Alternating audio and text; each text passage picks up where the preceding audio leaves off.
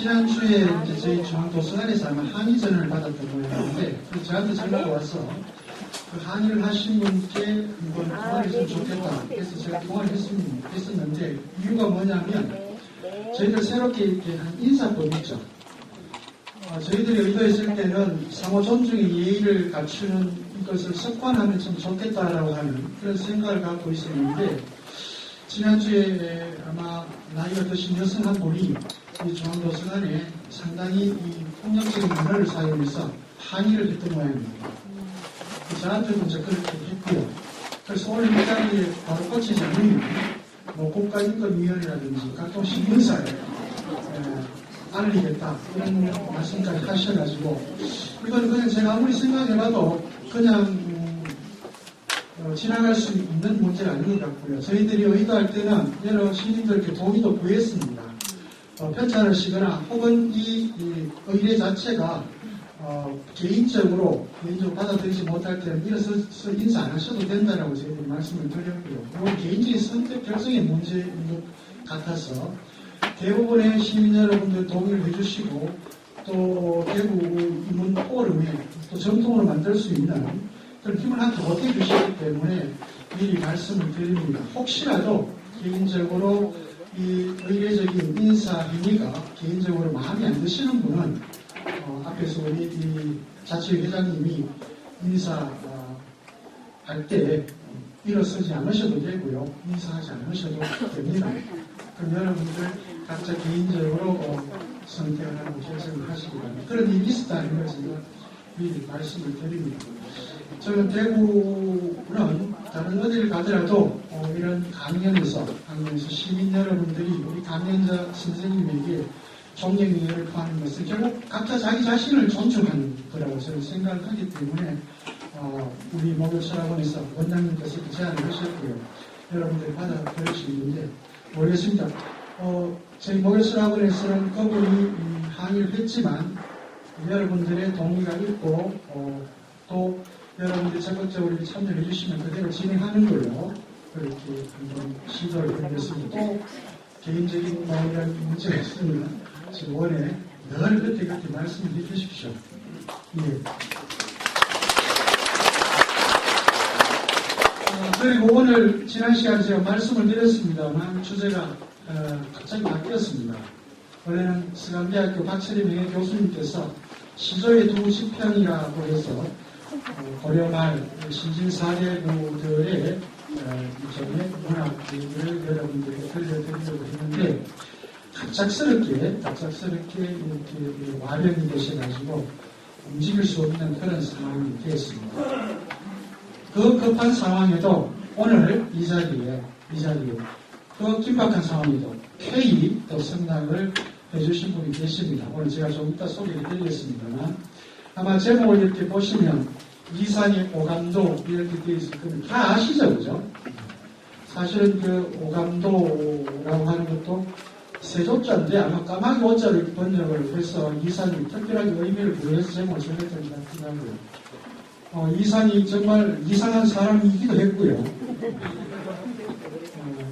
또 우리 시대가 20세기 시대가 난 아마 천재 중에 한 명일 거라고 생각을 합니다. 27살은 아주 짧은 나이에 감명을 했는데도 불구하고 그 엄청난 작품을 쏟아냈다는 것은 아마 이 한국을 떠나서 전 세계사적으로도 아마 대단한 그런 사람이 아닌가. 저는 개인적으로는 현재 시인들 중에 가장 어려워했던 사람이 그것도 작고했습니다. 39초에 기현도라고 하는 시인이 있습니다. 기현도입니다. 저는 그런 정도의 시를 읽어도 왜 이렇게 어려운가 그런 생각이 있었는데 오늘 아마 여러분들 그 이산 오감도 강연을 따르시면서 그 책에서 한번 들었음직한 사람 정도로 이렇게 생각하실 수 있는 게 바로 그 시대가 난 시대란 어떻게 보면 일제강점기라고 하는 그 시대 혹은 또 세계사적인 문제들 20세기 초에 서구 혹은 동양 서구는 제국주의였고요. 동양은 식민지화 되어가는 그런 과정들이 있었고 또 특히 이 오감도가 써있던 1934년도라고 할 때는 일제 강점기 한복판에 있던 그런 시기였고요. 그 시절에 아주 젊은 청년이 혹은 젊은 인텔리가 그 식민지 상황에서 겪었던 시대적인 불안, 공포, 기타 이런 것들이 아마 시를 통해서 표현이 되고요. 그게 결국은 오늘 포함해서 그 시대에 살았던 우리 민족 전체가 겪었던 불안과 공포, 아픔을 시로 표현했던 건 아닌가 생각을 합니다. 기존에는 보통 이 연작이기 때문에 15까지 이렇게 다 알려져 있습니다. 오늘 우리 모셨던 이 권영민 선생님께서 어떤 걸 새롭게 찾아낸 건 아니고요.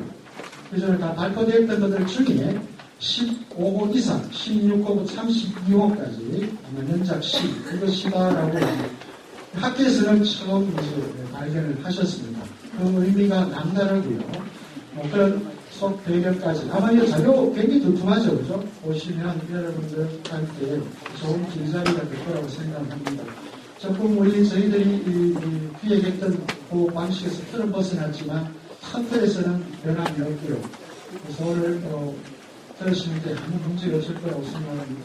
하나 여담은 엊그제, 아마 기억하실지 모르겠습니다. 한 몇 년 전에, 이거 공사하기 전에 위에서 했던 적이 있죠. 그때 했던 분 중에 시인 중에 이원규 씨 혹시 기억하십니까? 지리산에 사신다는 거. 그분이 그제 갑자기 이렇게 연락이 오셔가지고 이렇게 얘기가 됐어요. 이번 1년 동안 저희들 문학사를 한다고 그러니까 아주 그 기대가 크다고 그러면서 성공기 맡길 수 있도록 했으면 좋겠다고. 기회가 되면 꼭 대구시민 여러분들을 다시 한번 배웠으면 좋겠다는 그런 말씀을 해주셨습니다. 오늘 강연을 해주실 권영민 교수님 제가 짧게 소개해드리겠습니다.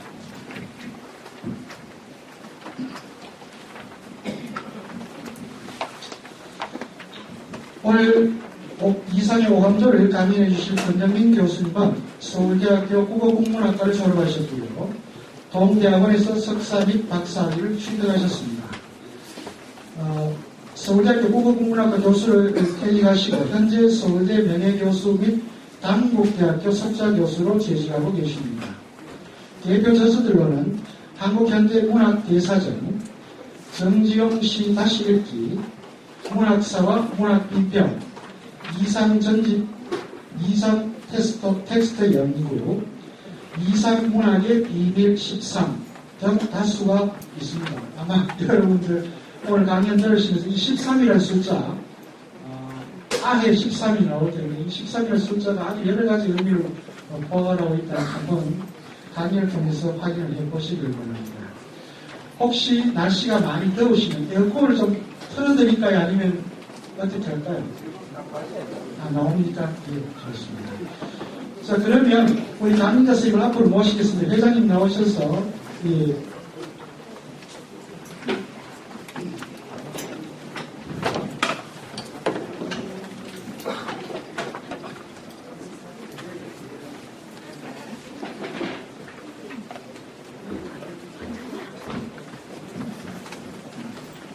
인사합시다.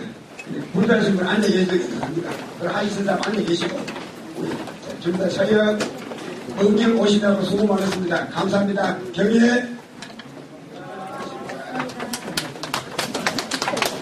큰 박수 부탁드립니다.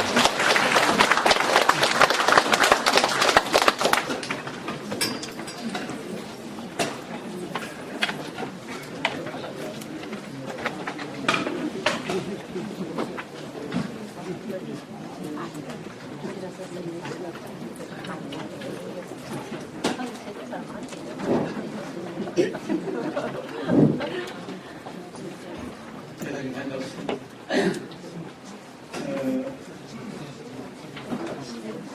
백승진 원장님께서 전화를 하셔가지고 이 전통 있는 프로그램에 저를 초대해 주시겠다고 해서 아주 즐겁고 기쁜 마음으로 꼭 가겠습니다. 약속을 드렸었습니다.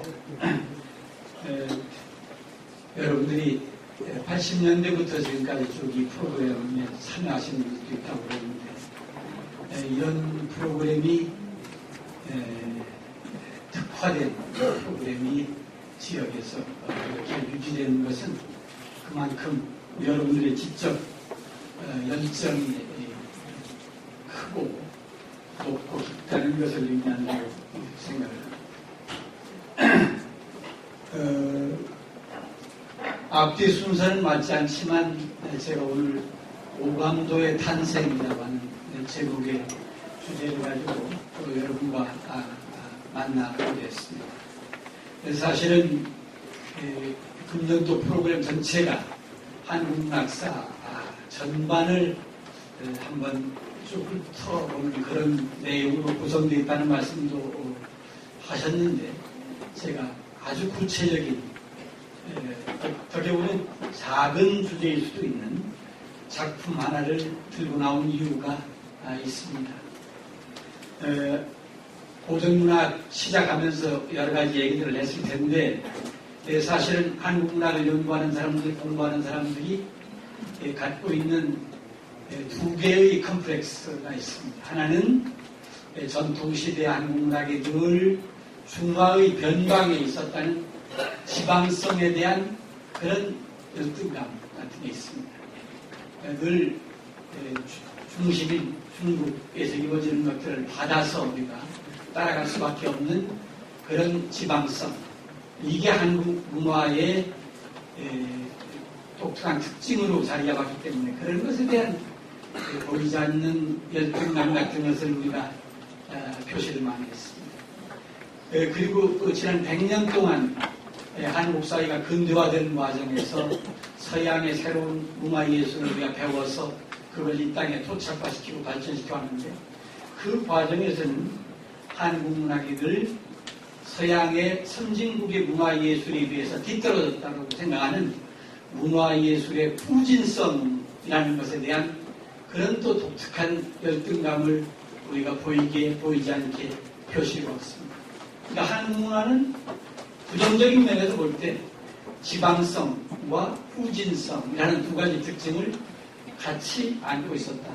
이렇게 설명할 수가 있는데 사실은 이 두 가지 문제를 자신의 문화예술적 실천을 통해서 직접적으로 극복할 수 있는 계기를 만들어낸 예술가가 있다면 저는 오늘 여러분께 소개하는 이상 그리고 그가 쓴 오감도라는 작품에서부터다 이렇게 말씀드리고 싶습니다. 이상의 등장으로 인해서 한국문학은 변방도 아니고 그리고 후진적인 문학도 아니고 서구문학과 거의 동시대적인 예술적 감각을 같이 우리 한국인들이 가지고 있는 독자적인 그런 미적 감각과 언어를 통해서 만들어냈다는 것입니다. 그런 점에서 일거에 이상의 등장과 함께 우리는 한국문학이 거의 100년, 60년, 70년 늘 이렇게 서구문학을 뒤따라간다고 생각했는데 이상의 등장과 함께 단번에 1930년대의 서구문학과 동시대적인 그런 예술적 감성을 드러낼 수 있게 됐다. 이렇게 얘기를 할 수 있다는 것입니다. 그런 점에서 아주 중요하다. 물론 모든 문학예술가들이 다 그걸 동조하는 것은 아닙니다. 그래서 제가 지난 90년대 이후에 특히 한국문학의 세계화라는 그런 이슈를 가지고 세계 여러 나라, 일본, 미국, 인도, 중국, 유럽 여러 나라를 다녔습니다. 또 직접 가서 가르쳐 보기도 하고. 그런데 그 사람들이 저와 같이 공부한 다음에 가장 놀라는 것이 뭐냐면 1930년대 일본 식민지 치하의 조선이라는 작은 나라에서 전혀 외국과의 어떤 교류가 없었던 그런 한 젊은이가 이런 놀라운 예술적 실험을 하고 있었다는 것을 이건 정말로 엄청난 겁니다. 그런 얘기를 아주 공공연하게 하고 있습니다. 최근에는 이상전집이 독일에서 독일어판도 나왔고 일본에서 일본판도 나왔고 미국에서는 연구하는 사람이 많이 들어왔습니다. 중국 상해에서도 지금 그런 번역 작업, 연구 작업이 일어나고 있는 것을 제가 확인하고 있고, 그리고 영국의 가장 전통적인 출판사인 펭귄이라는 출판사가 있는데 그 펭귄 클래식이라고 하는 시리즈는 전 세계 고전들을 다 담아놓고 있는데 한국 것은 한 권도 들어가 있는 게 없습니다. 그런데 그 책임 편집자가 제게 편지를 오기를 자기들이 만일에 한국 작품 가운데서 한 사람을 택해서 펭귄 클래식 시리즈에 넣는다면 이상입니다. 이상 문학이 너무 어렵기 때문에 번역이 정말 힘들 텐데 가장 잘할 수 있는 번역자 2사람만 소개해달라. 그래서 제가 또 한국문학 번역 전문가들을 소개하는 일도 있으니까 그 작업이 아마 진행될 거라고 생각합니다. 그런 것으로 봐서도 이상이라는 사람이 예사롭지 않은 그런 예술적 실천을 보였다는 것을 알 수가 있습니다. 오늘 제가 오감도의 탄생이라고 하는 글을 여러분들한테 나눠 드렸는데 오감도라는 작품은 1934년 7월 24일 조선중앙일보라는 신문에 처음 발표됐습니다. 그리고 8월 8일까지 15편의 작품이 연재 형식으로 신문에 발표됐는데 발표된 뒤에 당해년도에는 아무도 이 작품에 대해서 비평가들이 언급하지 않았습니다. 완전히 외면해버렸어요. 그런데도 불구하고 시인 이상은 한국인들의 그런 예술적 감각이 아직도 뒤떨어지고 있고 비평가들이 지나치게 세티즘에 사로잡혀서 나와 같은 새로운 실험을 하는 예술가들을 주목하지 않는다. 이런 불만을 가지고 있었지만 그러나 거기 굽히지 않았습니다. 그리고 그게 지금까지 발표된 지 올해가 꼭 80년인데 지난 80년 동안 엄청나게 많은 논란을 불러일으켰습니다. 한국 현대문학 연구자들 가운데에서 전국의 대학에서 가장 많은 박사학위 논문의 대상이 된 것도 바로 이상이고 거기에 핵심이 오감도입니다. 게다가 또 발표자마다 연구자마다 각각 다 다른 방법으로 이 작품을 해석했습니다. 그리고 내가 가장 옳게 해석했다고 저도 주장을 해왔습니다. 여전히 지금도 그렇게 하고 있습니다. 그런데 그렇기 때문에 번역을 할 수가 없는 거예요.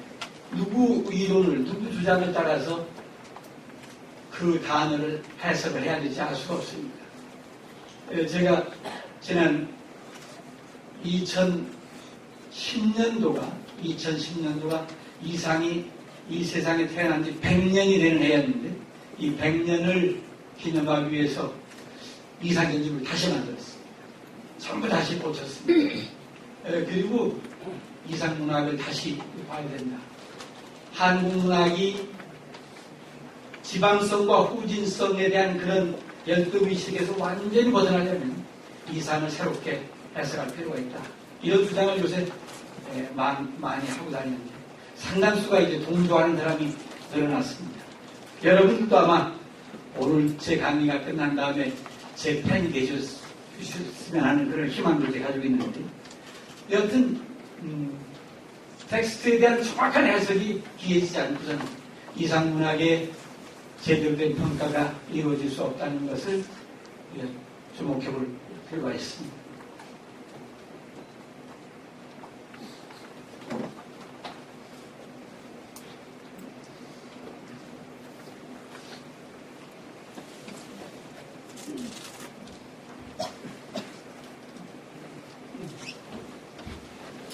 여기 지금 그림이 한 번 나와 있는데 이 그림은 1935년 이상이 죽기 전 2년 전에 이상과 어린 시절부터 친구였던 한국의 화가 구본이 이상을 위해서 그려준 그림입니다. 우인상이라는 친구의 조상이라는 그런 뜻의 제목으로 이 그림이 만들어졌는데 지금 현재 한국 현대미술박물관에 보존되어 있습니다. 한국의 걸작 백선이라는 전시가 지금 서울에서 끝나고 부산 지역에서 지금 하는 걸 알고 있고 아마 대구에서도 그걸 한다는 얘기를 했던 것 같은데 거기에 이 그림이 들어있습니다. 한번 전시가 대구에서도 열릴 때는 꼭 가보시기 바랍니다. 이 그림이 왜 중요하냐면 사실은 이상 자신이 소설가나 시인을 꿈꾼 사람이 아니었습니다. 어렸을 때부터 화가가 되는 게 꿈이었습니다. 아주 그림을 잘 그려서 화가가 되는 게 꿈이었는데 그 집안에서 그를 적극적으로 마이하고 반대했기 때문에 그 꿈을 이루지는 못했습니다.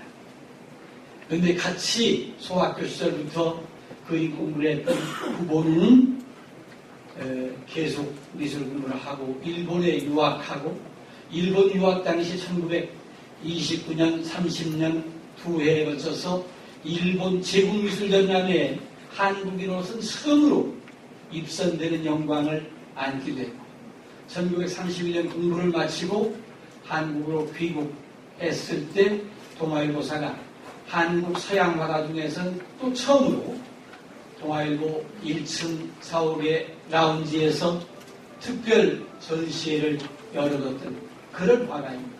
이상과 가장 절친했고 이상 삶에 결정적인 영향을 미쳤던 그가 이상이 1934년 오감도를 발표한 뒤에 개인사적으로 아주 불운에 빠져 있을 때 그의 격려하는 의미로 친구의 초상으로 그려졌습니다. 한 면은 환한 얼굴로 그리고 아주 날카로운 눈초리로 그리고 한 면은 아주 어둡고 침울하게 이렇게 그림을 그렸습니다. 그래서 이상의 삶의 두 면을 보여주는 그런 의도가 담겨 있습니다. 지금까지 이상 네가 살아온 얼굴은 이쪽이라고 한다면 앞으로 네가 추구해야 될 것은 이쪽이다. 너는 이제 조선의 최고의 예술가가 됐고 신이 됐다. 그러니까 좌절하지 말라. 그리고 제발 쓸데없는 소리 하지 말고 징징대지 말고 입 닥치고 예술가의 품위를 좀 지켜라 해서 하얀 상아 파이프를 그의 입에 물려줬습니다. 이상은 이대로 입을 다물고 있어야만 했습니다. 이 그림을 그린 이후에 그림을 그려준 다음에 이상은 이제 다시 힘을 얻어가지고 36년도에 또 많은 작품들을 발표할 수 있게 됐거든요. 그런 관계가 있는 그림입니다. 한번 이 그림을 꼭 여러분들이 보실 것을 제가 원하겠습니다. 이상이 1910년에 태어났고 서울에서 자라났습니다. 이상이 죽은 해는 1937년입니다. 1937년에서 1910년을 빼면 27, 만으로 27, 27, 우리 나이로 28살에 세상을 떠났습니다. 그러니까 정말 젊은 나이에 세상을 떠났고 이상이 만들어 놓은 작품들도 전부 다 20대 중반에 만들어진 것이라는 것을 알 수가 있습니다. 그 점도 여러분들이 꼭 기억해 두셔야 됩니다. 이상은 말씀드린 대로 문학도가 아니었습니다. 그림을 잘 그렸지만 집안에서 계속 화가는 절대 안 된다. 환쟁이는 먹고 살 수가 없다. 그러니까 반드시 기술자가 돼야 된다. 그래가지고 보성고고를 졸업한 뒤에 1926년에 서울에 있는 경성고등공업학교 건축과에 입학했습니다. 이 경성고공 건축과라는 것이 또 중요한 학교인데 경성고공은 해방되자마자 서울대학교 공과대학의 근거지가 됐습니다. 일제시대 경성고공은 조선 최고의 이공계 전문학교였고 그리고 일본을 포함해서 일본 식민지가 조선이니까 일본을 포함해서 전체 일본 전역에서 5대 이공계 학교로 5번째에 자리하던 학교였습니다. 그 정도로 시설과 교수진이 우수하다고 했습니다. 그리고 이 학생들이 1922년 무렵부터 이제 경성고공제도 전환해서 총독부가 직접 운영하는 관리학교가 됐는데 입학생의 4분의 3은 늘 일본 유학생으로 채워졌습니다. 4분의 1 정도만 한국인 학생을 받아들였어요.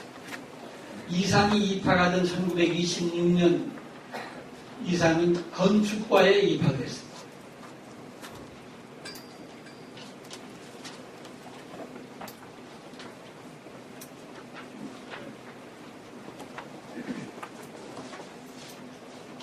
이게 지금 경성고공 이상의 학적부인데 이 학적부를 보면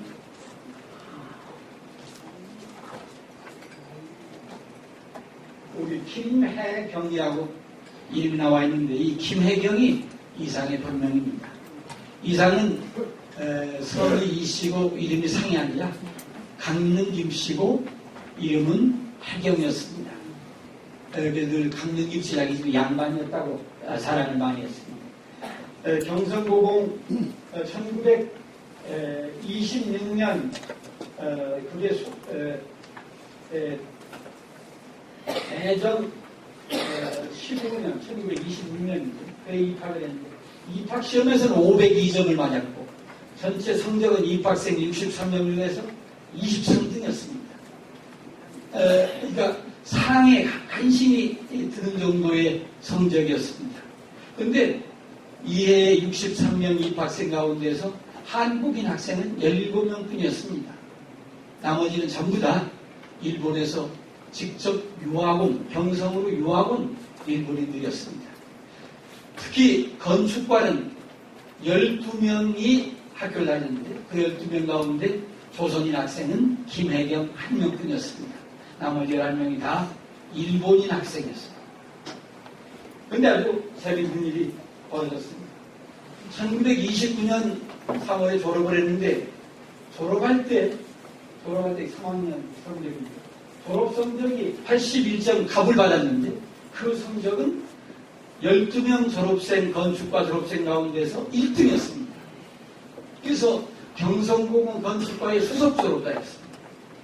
이때까지 경성고공에 총독과 협의된 내규가 하나 있었는데 뭐가 있었냐면 모든 학과, 5개 학과가 있었습니다. 건축과, 토목과, 화공과, 요업과, 광산과 이 5개의 학과에서 수석 졸업하는 학생은 무조건 총독부의 관리로 특채하도록 됐습니다. 일본 총독부가 조선을 관리하기 위해서 만들어낸 최고의 권력기관인데 일본 사람들이 다 유학 와서 학교를 다니니까 이 5개 학과의 수석 졸업자는 늘 일본 사람들이었고 문제될 게 아무것도 없었습니다. 그런데 1929년도에 졸업 사정을 하고 나니까 건축과의 수석이 조선인 김혜경이었습니다. 그러니까 교수들이 놀래가지고 아니 도대체 일본 학생이 1등을 못하고 어떻게 조선 학생이 1등을 했냐? 총독부에 공문을 냈습니다. 조선인 학생이 1등 했는데 어떡합니까?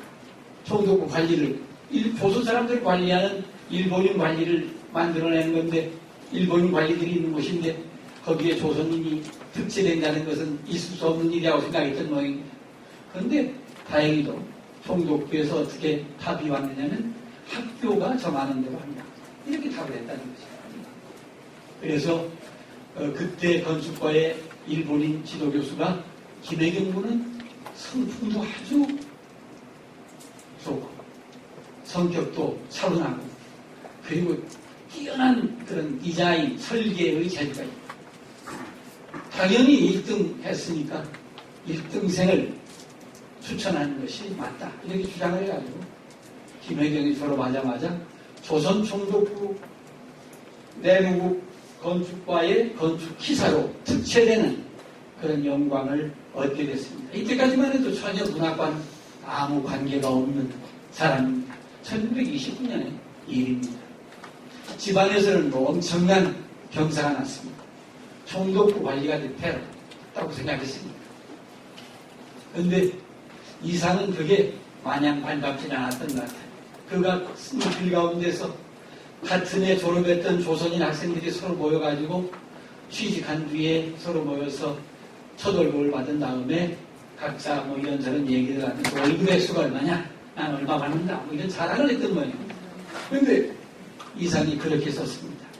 나는 친구들이 아무개 뭐 김구는 22원을 받는다고 또 이구는 18원을 받는데 6개월이 지나면 20원 받는다고 다 그렇게 얘기를 하는데 나는 부끄러워서 내가 월급을 얼마 받는다는 말을 하지 못했다. 근데 그 다음 대목이 아주 중요합니다.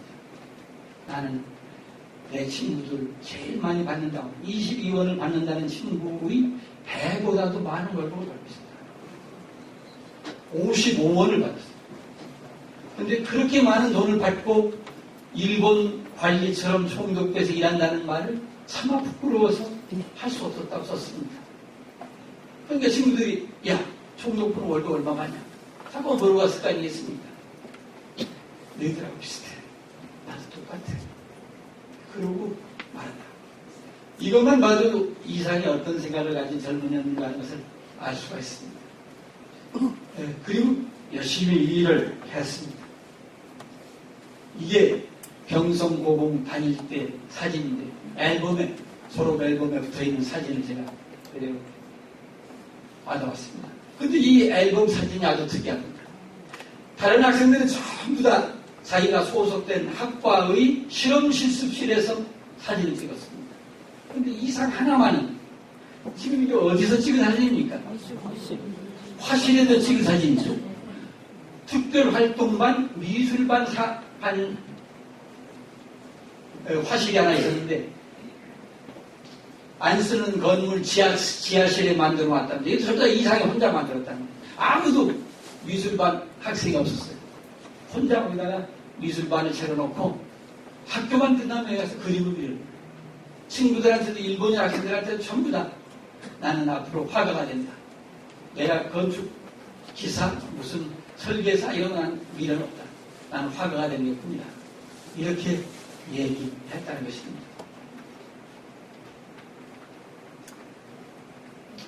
이상이라는 이름을 언제부터 썼느냐 하는 게 늘 화제거리였는데 이것도 제가 공개를 했는데 재밌게도 이 앨범의 맨 뒤에 학창시절에 이미 이상이 없었어요. 앨범 맨 끝에 사인판이라는 게 있습니다. 여러분들도 아마 기억하실지 모르겠는데 어렸을 때 중고등학교 졸업할 때 맨 끝에 앨범 맨 뒷장에 친구들 주소도 적고 뭐 하면서 영원히 잊지 말자 그러면서 한마디씩 쓰는 겁니다. 경구를. 생활이 그대를 속일지라도 슬퍼하거나 노하지 말라. 번영민 뭐 이렇게도 쓰고 그런 거 기억나시죠? 바로 그런 것처럼 앨범 맨 마지막 페이지에 그런 글귀를 쓰는데 이상이 가장 길게 썼습니다. 보고도 모르는 것을 통로시켜라. 그것은 발명보다도 발견. 거기에도 노력은 필요하다. 이상 이렇게 썼습니다. 학창시절 김혜경이라는 본명이 있었는데도 필명인 이상을 이때 이미 썼다. 이 이상이라는 이름의 유래에 대해서는 가장 유력한 설이 뭐였냐면 이상이 일본인들과 같이 일을 하는데 일본 사람들이 한국인의 성씨가 이씨와 김씨가 많으니까 니상 아니면 킨상 하고 부르는데 이상이 김간지 이신 자꾸 혼동하는 거예요. 그래서 이상한테 니상 하고 불렀다는 거예요. 근데 이상이 빌어먹을 놈들 내 성도 잘 모르는구나. 내가 차라리 이상이라고 붙여줄게. 자기 이름을 그래서 이상이라고 붙였다. 이렇게 얘기해서 해방 이후 그게 유력한 설이 돼서 모든 이상 세계는 그렇게 적어 있었습니다. 그런데 앨범을 치다 보니까 학창시절부터 이미 이렇게 쓰고 있었어요. 그 연유는 다시 뒤에 말씀드리겠습니다.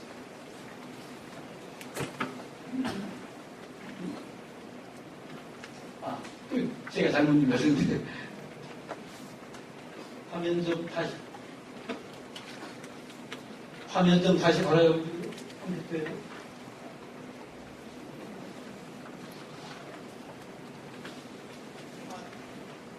좀 크게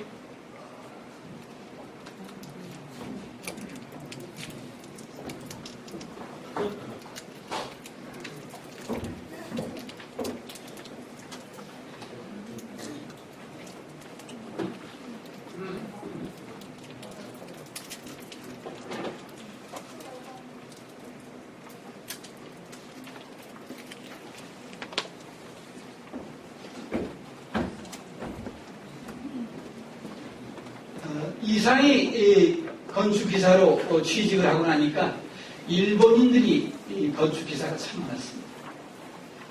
특히 1920년대부터는 일본이 한국을 영구적으로 지배를 하기 위해서 전국에 걸쳐서 엄청난 토목공사, 건축공사를 하고 있었습니다. 서울에 해방 이전에 만들어진 중요한 건축물은 다 그 무렵에 만들어졌습니다. 그래서 일본의 1급 건축기사, 토목기사들이 수백 명이 서울에 와 있었어요. 이 사람들이 서울에 와서 자기들끼리 조선 건축회, 조선 겐즈부가이라고 하는 그런 학회를 설립을 했어요. 그리고 자기네들이 공사했던 모든 토목 건축 공사의 내역을 다 보고서 형식으로 작성해서 책자를 매달 간행을 했습니다. 그 책자의 제목이 조선과 건축이라는 그런 책이었습니다. 이 책이 1920년대 초부터 나오기 시작했는데 해방되기 직전까지 일본말로 만들어졌습니다. 여기에 회원이 200명이 넘는데 다 일본인들이었습니다. 대부분. 그런데 이상한테 니는 총독부의 건축과 기사고 하니까 당연히 이 회에 가담을 해야 된다. 그래서 정회원으로 이상을 김혜경이죠. 그때까지 말해야지. 김혜경을 이 조선건축회라는 일본인 단체의 회원으로 가담을 시켰습니다. 그런데 1929년 연말에 이상이 막 가담하고 얼마 안 됐을 때인데 이 조선건축회 회지에 그동안 우리 학회 회지의 표지가 이렇게 낡은 표지로 계속되어 왔는데 너무 구식 디자인이라고 하니까 우리 회원들한테 학회지의 표지화를 공모하겠다. 매년 연말에 공모를 해서 1등작은 그 다음에 1년 동안 12번 표지로 사용하겠다. 그리고 상금을 50원을 주겠다. 이렇게 해서 공모를 하겠다는 광고가 났습니다. 그리고 1930년 1월호에 그 결과가 발표됐습니다. 근데 그 결과가 아주 놀라운 결과였습니다. 왜 놀라웠느냐? 일본 사람들이 전부 놀랐어요. 발표된 작품이 5편이었는데 1, 2, 3, 4, 5 5편의 작품을 발표했는데 그 가운데 1위작과 3등작이 도미린의 작품이었습니다. 그리고 그 도미린이 조선 총독부 내무부 건축과 기사 김혜경이었습니다. 그 김혜경의 작품이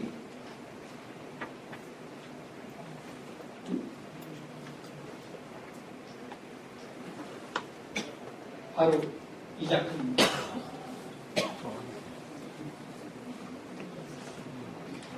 이 작품이 발표돼서 이게 1930년도 1월부터 12월까지 모든 잡지에 12권의 잡지의 표지로 쓰였는데 이 그림을 보고 사람들이 전부 다 물어보셨습니다. 이야, 이 친구 대단하다.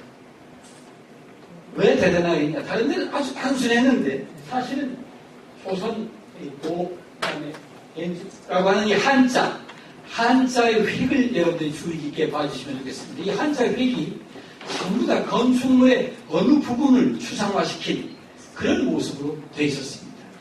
그래서 그걸 짜집게 해가지고 완벽하게 글자를 만들어냈습니다.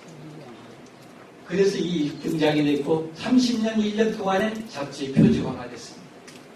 3등작도 있었는데 그건 여기 소개하지 않았습니다만 여하튼 일본인들이 전부 놀래가지고 도대체 김혜경이가 누구냐?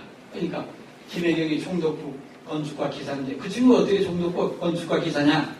아, 왜 경서고공 장년도 수석 졸업자다. 그래서 일본인들 사이에 야, 그 친구가 솜씨가 있다. 이렇게 알려지게 됐습니다. 이렇게 잘 나가던 그런 청년이다 이렇게 얘기할 수 있을 것 같습니다. 1931년 이상이 22살 되던 해인데 이해가 아주 중요한 해입니다. 이해 이상도 드디어 자기가 그린 그림을 조선미술전람회에 출품을 해가지고 그게 입선됐습니다. 이 그림이 바로 사상이라는 나의 초상화라는 뜻의 사상이라는 뜻의 그런 제목이 붙어있는 그림인데 이건 이상이 그린 자기 조상화입니다. 자기 그림입니다. 자화상이죠. 근데 입선을 3번 하면 한 번 특선으로 인정하고 특선을 2번 이상 해야 이제 프로 작가, 전문 작가로 인정해주는 그런 룰이 있었는데 첫 번째로 여하튼 입선을 했습니다. 아무한테서 그림 공부를 배운 적이 없는데 혼자서 순전히 독학을 해가지고 그림을 그려서 여하튼 객관적으로 자기 능력을 인정을 받았다는 것이죠. 이해에 특선을 했던 사람이 유명한 여유화가 나혜석입니다. 나혜석이 특선하던 해에 이사는 입선했습니다. 그러니까 이사는 자기 능력을 이제 그림으로서 어느 정도 인정받아서 그가 꿈꿨던 화가가 될 수 있는 계기를 잡았습니다. 그런데 이해 가을에 아주 치명적인 사건이 벌어졌습니다. 서울 공사장 감독관으로 파견돼서 일터에서 일을 감독을 하다가 갑자기 이 젊은 감독관 총독부의 관리가 졸도를 해버렸습니다. 인무들이 놀래가지고 그를 들쳐 안고 보니까 입에서 피를 토하거든요. 그를 등에 업고 병원으로 뛰어가서 총독부 병원, 지금은 서울대학 병원에 있습니다만 총독부 병원으로 그를 이송을 했습니다. 그런데 이상이 깨어났어요. 깨어났는데 환자한테 직접 얘기할 수 없으니까 부모들을 전부 불러라. 보호자를 다 오게 하라. 이상의 부모들이 다 찾아왔습니다. 그런데 일본인 의사가 이상을 앉혀놓고 그 자리에서 야상했습니다.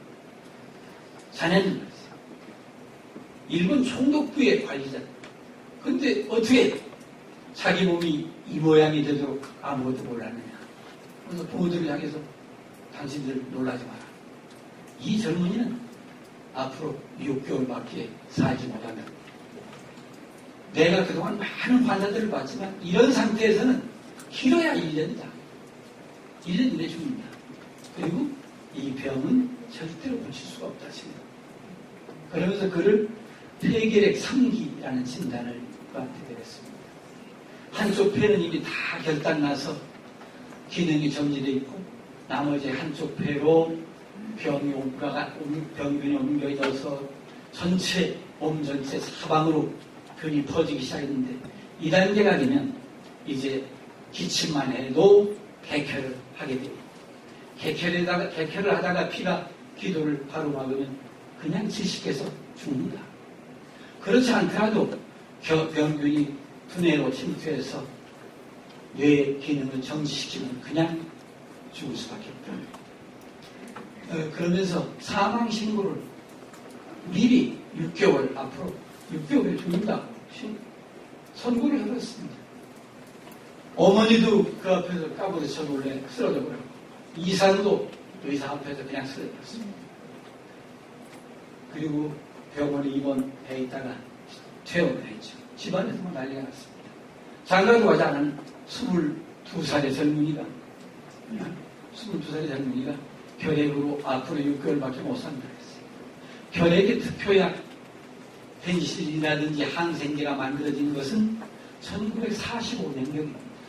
2차 대전이 끝난 무렵에야 그런 약이 나왔기 때문에 이 무렵에는 일본에서도 제가 일본 결핵사라는 책을 조사를 해보니까 1930년대 한 해 평균적으로 한 해 적게 죽은 해는 폐결핵 환자가 12만 명, 많이 죽은 해는 40만 명이 넘는 환자가 죽었어요. 일본에서.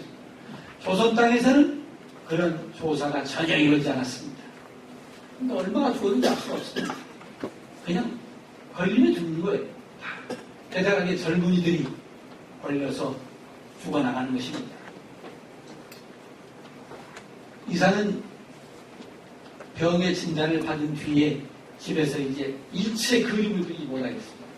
그림 그리는다고 혼자 골방에 들어앉아서 그 독한 페인트 냄새를 맡고 하면서 나빠졌나 보다. 그러니까 이 순간 그림 그리는 도구를 다 치워버렸습니다. 그래서 그림 그리는 걸 포기했는데 그때 그가 남겨놓은 글 가운데 이런 글이 있었습니다. 참으로 특이하게도 나는 불행한 운명을 있는 것 같다. 나는 도대체 이제 자살할 수 없는 운명을 맞이했다. 내가 지금 죽는 해봤자 그게 무슨 의미가 있냐. 앞으로 6개월밖에 못 산다는데 자살을 태워놓게 됐다.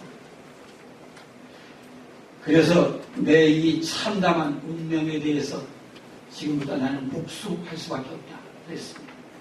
자기 운명에 스스로 복수하겠다고 그렇게 썼습니다. 그 말이 참 기가 막히죠.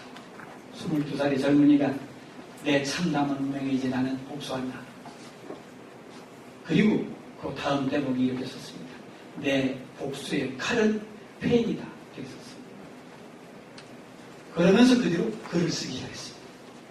이상의 글은 이 폐결의 기단을 받은 이후에 그가 죽음을 눈앞에 두고 처절하게 자기 생에 대해서 복수하기 위해서 쓴 그런 피해 글씨였다는 글이었다는 것을 우리가 확인해 볼 수 있는 대목입니다. 그렇게 해서 그가 문학의 길로 접어듭니다. 그래서 무슨 문학 공부를 한 것도 아닙니다. 1932년 1년이 지났는데 이상이 죽잖아요. 6개월 전에 중장했는데 괜찮은 거예요. 그런데 총독부에서 이제 더 이상 다른 사람들한테 병균이 옮길 가능성이 있으니까 많은 사람들하고 만나는 것을 금지하고 싶어 하는 겁니다. 그래서 결국 그해 23살 되던 해 연말에 직장을 사표를 던질 수밖에 없게 됐습니다. 총독부에서 결국 쫓겨난 셈이죠.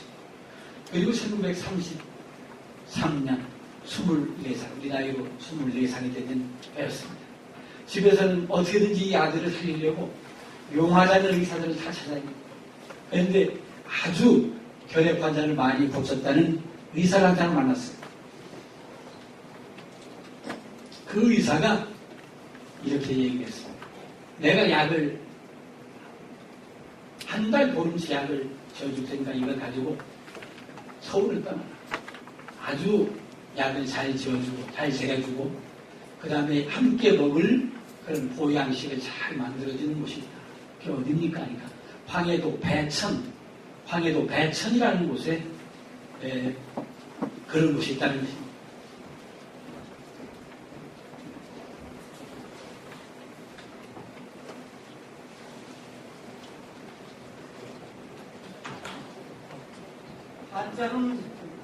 한자로는 백천이라고 쓰기 때문에 사람들이 전부 이걸 백천이라고 읽는데 사실은 흰백자로 읽지 않고 땅 이름일 때는 배라고 읽는다. 그래서 이걸 황해도 배천이라고 읽거든요. 여기 한문 잘하시는 분들이 많이 계실 테니까 아시겠지만 백천이 아니고 배천입니다. 황해도 배천이라는 작은 온천장이 있는데 이 배천 온천에 가면 그런 걸 잘해주는 그런 여관이 있어요. 거기로 가라는 겁니다. 그래서 약을 한 달 보름치 약을 짓고 그 다음에 화제를 내고 또 먹는 것 어떤 순서로 약을 먹어야겠다. 친구 정해가지고 어떨에 싸서 서울을 떠났습니다. 혼자. 너 거기 가라. 그리고 제발 좀 살아놔라. 그러니까 읽을 책까지 좀 놓고 옷보따리 하고 약 지어주고 짊어지고 기차를 타고 황해도로 떠났습니다. 가서 보니까 조그만 시골이에요. 여관에 들어가서 얘기하니까 알고 있어요. 그 여관 주인이. 아, 내가 그 선생님 환자들을 많이 걸어봤다. 걱정하지 마라. 우리 집에서 다 낫고 갔다. 그런 겁니다. 그래서 약 좋은 걸 달라고. 줬습니다. 얘기가 좀 길어져. 여러분들이 너무 재밌게 듣는 것 같아서 제가 너무 리얼하게 설명을 하겠는데 그냥 계속하겠습니다. 약을 준비를 시켜놓고 뭐 처음에는 달개다가 인삼을 넣어서 과가지고 그걸 얼마 동안 먹고 그 다음에는 뭐 황부를 또 잡아가지고 그걸로 뭘 만들어서 어떻게든 먹고 구렁이를 또 어떻게 해서 또 뭘 먹고 또 뭘 먹고 그래가지고 한 달 보름간 모르면 너 어쩌게 해서 간다는 거예요. 여하튼 알았습니다. 잘 좀 해주십시오. 그러니까 너무 심심한 겁니다. 갈 데가 없어요. 시골 조그만 온천장이고 여관 몇 개에다가 여관 주변에 술집이 몇 개 있고 아무것도 없어요. 며칠 동안은 그냥 지냈는데 일주일이 지나고 나니까 뭐 도저히 견딜 수가 없는 거 답답해서 가져간 책도 한 번씩 넘기다 볼 게 없어요. 동네도 몇 바퀴를 돌았는데도 가볼 만한 것도 없고. 그러니까 친구에게 편지를 썼습니다. 그 편지를 받은 친구가 바로 이상의 초상화를 그려준 화가 구본웅이었습니다. 구본웅이 31년도에 귀국하고 구본웅을 귀국하자마자 구본웅은 꼽추였습니다. 사실 아주 일그러진 꼽추인데 부잣집에 아들이었기 때문에 그런 육체적인 불교에도 불구하고 미술 공부를 계속할 수 있었고 일본에도 돌아오니까 바로 결혼하겠다는 여자가 생겨서 장가도 들었어요. 그래서 서울에서 가정을 이루고 살고 있었습니다. 거짓말 드리면서. 그 구본웅에게 이상이 편지를 했습니다. 이상보다 나이가 4살이나 어린데 이상이 구본웅에게 이렇게 썼습니다. 형, 나 대천에 왔는데 와서 보니까 심심해 죽겠어. 내가 병으로 죽지 않고 난 심신병에 걸려서 죽겠다. 그러니까 제발 나 좀 의문사 여기 대천에 놀러 오지 않겠냐고. 그렇게 편지를 썼습니다. 옥소 하나. 그리고 밑에 출신 우선 올 때는 자금을 좀 많이 가져와라. 요 여관 근처에 술집들이 많은데 가고 싶어도 내가 어떻게 가는지 혼자서는 도저히 용기가 안 난다. 형이 꼭 좀 와서 나 좀 데리고 와라. 편지를 보내고 얼마가 지나니까 전보가 왔어요. 내일 내가 기차로 대천으로 간다 하고 전보가 왔습니다. 이상이 너무 기분이 좋아요. 자기를 찾아온 친구를 위해서 뭔가 해야 되겠습니까? 저녁 때 미리 술집을 좀 봐놓는 게 좋겠다고 생각을 해가지고 밥을 먹고 어느 집이 제일 번화하고 사람들이 많이 있나 하고 몇 군데 술집이 하게봤자 시골에 조그마한 그런 주막 비슷한 것들이었을 텐데 갔습니다. 기생들이 안에서 소리도 하고 장구도 치고 뭐 가야도 듣고 그런 소리도 나고 하는데 제일 버튼한 집에 가보니까 사람들이 그래도 꽤 있습니다. 이리 오너라 하고 소리 질렀습니다. 이리 오너라. 아무도 내다본 사람이 없어요. 발길로 문을 꽝 차면서 또 이리 오너라 했는데 그때 마침 상을 들고 손님 방으로 들어가던 기생 하나가 눈이 마주쳤습니다. 잠깐만 기다리라는 그런 눈치 같았어요. 점잖게 서 있었습니다. 기생이 갔다 나오더니 손님께서 무슨 일로 오셨습니까? 여기 술집에 대해 술 먹으러 혼자 오셨습니까? 그러면 혼자 오면 안 되냐? 아닙니다. 안으로 들어오시오. 안내를 하는 것입니다. 안내를 하더니 여기 잠깐 앉아 계시오. 제가 술상을 보겠습니다. 들어가서 술상을 한 상을 와가지고 기생을 다시 들어왔습니다. 술상을 앞에다 이상 앞에 앉혀놓고 놔두고 그리고 제가 인사를 올리겠습니다 하더니 아주 큰 절로 절을 하는 겁니다. 손님 절 받으십시오. 저는 이 집에 술을 팔고 있는 기생 금옥이라고 합니다. 근데 문 밖에서는 어두컴컴해서 얼굴 모습을 제대로 못 봤는데 절을 하고 고개를 드는 순간 금옥의 모습이 세상에 너무너무 아름다워요. 이렇게 이쁜 여자가 여기 있었구나. 그냥 가슴이 덜덜덜 떨리는 제가 술 한 잔을 올리겠습니다.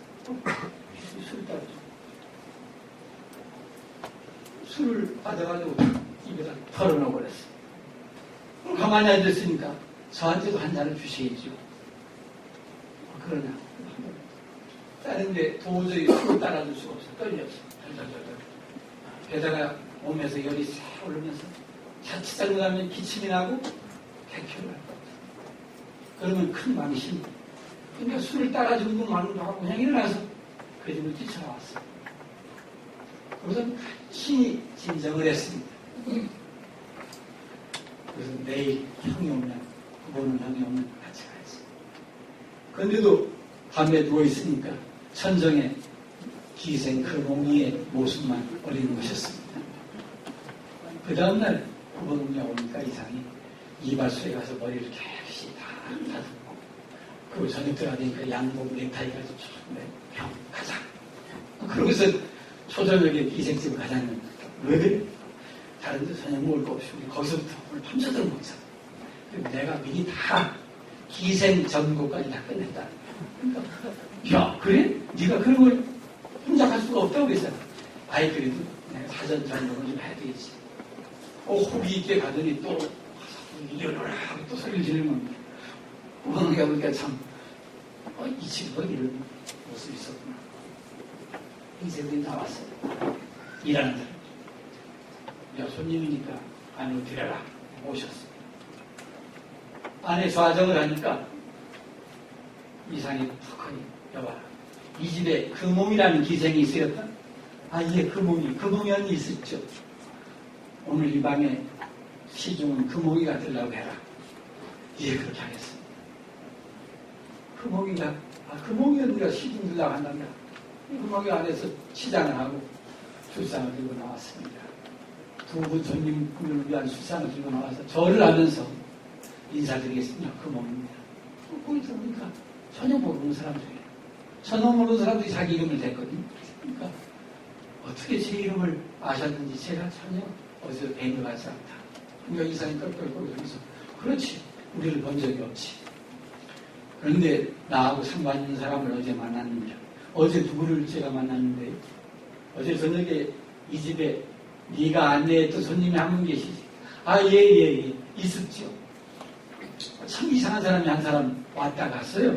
나이는 한 40에서 50쯤 돼 보이는 그런 분이었는데 술 한 잔을 그냥 따라주는 둥 마는 둥 하고선 그냥 내 그랬단 말이죠.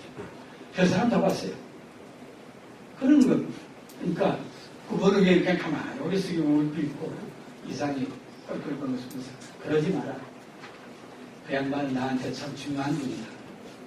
손님한테 얼마나 중요한 분인데 그분은 우리 아버지다.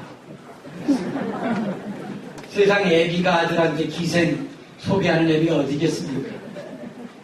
우리 아버지가 어제 여기 와서 너를 만나보고서 너무너무 네가 참하고 아름다워서 나한테 그 얘기를 해주셨다. 그래서 내가 오늘 손님을 모시고 이렇게 찾아왔느냐. 그러는 겁니다. 그러니까 부모님도 깔깔깔 웃고 기생도 한바탕 아주 자리가 좋아졌습니다. 기생이 밖으로 나간 사이에 이상이 그때까지 계속 이상이 아니고 김혜경인데 김혜경이 그번 위기에 대고는 형 정말 이쁘지. 저 금웅이라는 기생한 세상에 저렇게 아름다운 여자를 처음 봤어.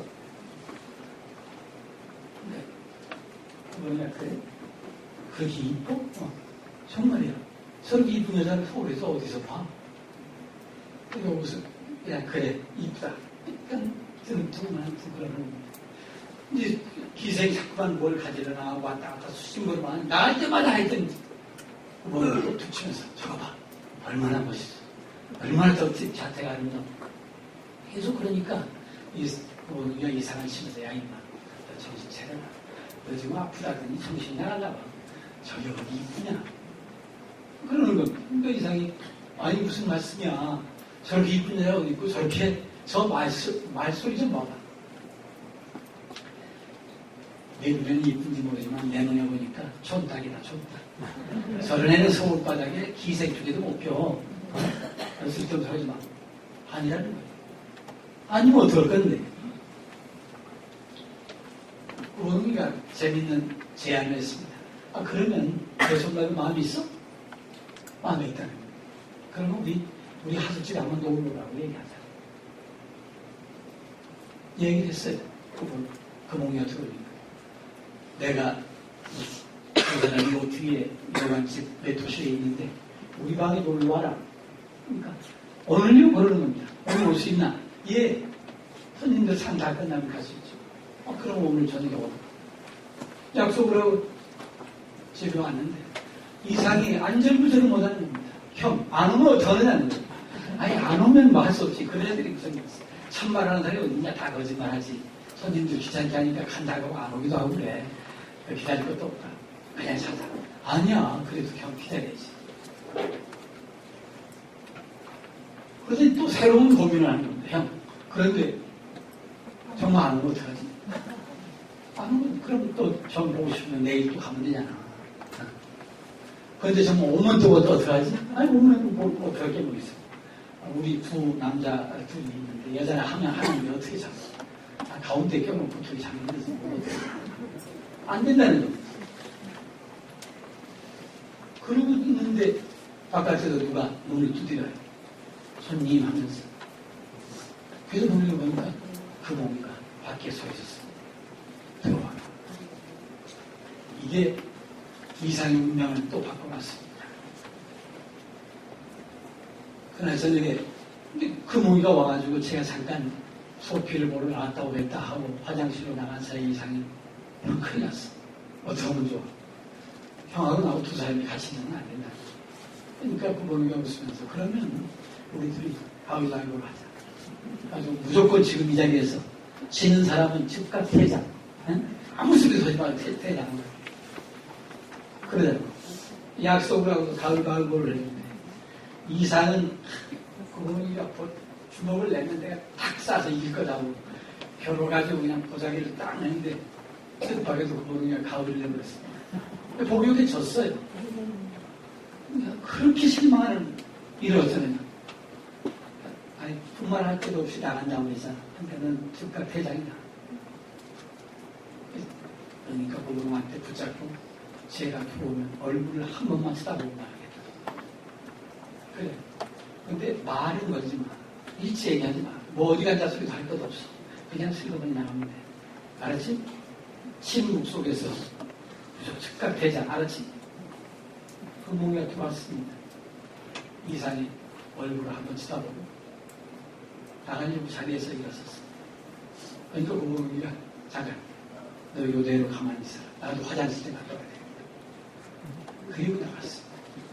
이상이 이 대목을 그의 유명한 소설 봉별기라는 소설에서 그대로 썼는데 거기에 그렇게 썼습니다.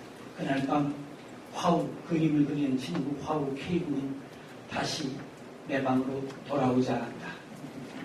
그래서 내가 부전승했다. 그 몽이는 내 차지가 됐다. 그리고 나는 그 몽이를 사랑하게 됐다. 그랬습니다. 이상의 한 달 보름 동안의 요양생활을 마치고 서울로 올라와서는 그 몽이를 잊을 수가 없어요. 그 몽이 떠난 뒤에 이상과 그 몽이는 아주 열렬하게 사랑을 했습니다. 거의 날마다 이상의 하숙집에서 그 몽이가 자고 그 다음날 출근은 오후에 늦지만 술집으로 가는 겁니다. 술집에서 손님 끝나면 또 이상의 하숙집 마치 부부처럼 그렇게 지냈습니다. 그리고 서울로 올라왔죠. 서울로 올라와서는 올라오는데 뭐 울고불고 서로 헤어졌는데 내 생각하지 마라, 내 생각하지 마. 그러면서 헤어졌지만은 사실은 서울에 온 이상이 더 애달팠어요. 그 몽이를 만나지 않고는 도저히 견딜 수가 없겠다.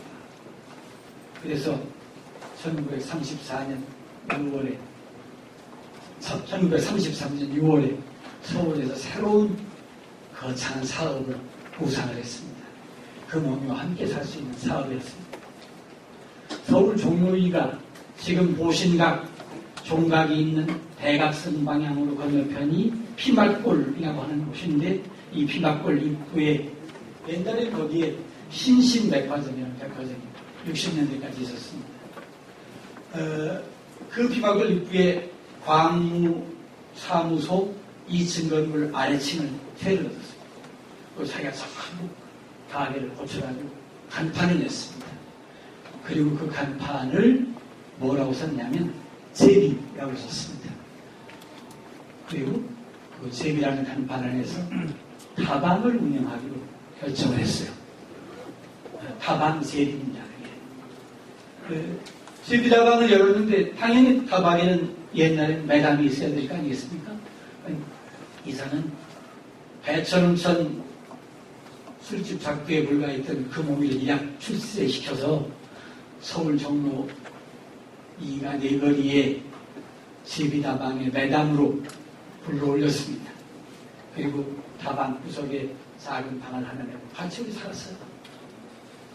집안에서 뭐 난리가 났습니다. 이상의 집안에서. 그래서 우리 아이가 어떻게 돼서 이런 일이 벌어졌냐. 어디서 불러먹던 계집이 우리 아이를 후려키냐. 그렇게 되거든요. 근데 일체 만나지 않고 가족들하고 다 읽고 그랬습니다. 게다가 다방을 내는 돈이 없으니까 아버지가 살고 있는 집의 문서를 저당 잡혀가지고 다 내렸습니다. 여기까지가 이상이 오감조가 탄생될 때까지 과정입니다. 오감조는 바로 이 제비다방 구석에서 만들어졌습니다. 1933년 제비다방 운영하는데 이 다방이 좀 유명했어요. 그 당시 신문에, 잡지에 서울의 명소라고 소개가 됐습니다. 동아일보신문에도 나오고 삼천리 잡지에도 소개되고 있는데 그 잡지에 소개된 걸 보면 종로이가 다방 제비는 총독부 관리였던 주인이 뜻한 바가 있어서 만든 새로운 다방이다. 서울 장안에서 조선 사람이 만든 5번째 다방이었습니다. 그러니까 다방 영업이 막 시작된 무렵이었습니다. 1927년에 문을 연 복혜숙의 비너스라는 여자 배우 복혜숙이 만들었던 비너스라는 다방이 첫 번째 다방인데 그 다방 이후에 5번째 다방이 이상의 제비였습니다. 이 제비 다방을 열어놓고 그리고 커피 맛이 아주 좋다. 이 다방. 저녁 석양 무렵에 이 다방 창가에 앉으면 석양빛의 종로거리를 활보하는 젊은 남녀의 발걸음을 한눈에 볼 수 있는 것이다. 이렇게 썼었습니다. 그래서 아주 장사가 제법 되는 그런 다방이 됐죠. 이사는 홀에서 나오지 않고 홀에 나오지 않고 주방에서 차를 만들고 홀에는 금오기가 매달려 돼가지고 손님들을 맞이하는 것입니다. 그래서 아주 둘이서 잘 지내게 됐습니다. 손님들이 밖에 누가 오는지 이사는 알 수가 없어요. 그런데 어느 날 1934년으로 생각이 됩니다. 이제 1년 가까이 지난 34년도 봄인데 금오기가 잠깐 일이 있어서 아침에 홀을 정리하지 못하니까 주방장이 어떤 이상이 나와서 탁자도 씻고 의자도 정리하고 담배자 들이고 다시 갖다 놓고 이렇게 정리를 쭉 하고 있는데 아주 일찍 손님들이 와 다방으로 들어왔습니다. 그랬더니 이 다방에 왜 매장을 놓고 당신은 왜요? 처음 보는 낯선 사내가 일을 하고 있으니까 그러는 겁니다. 한 100명 손님들이 왔어요. 예. 저희 매장은 지금 잠깐 일이 있으면 밖에 나. 금방 들어오고.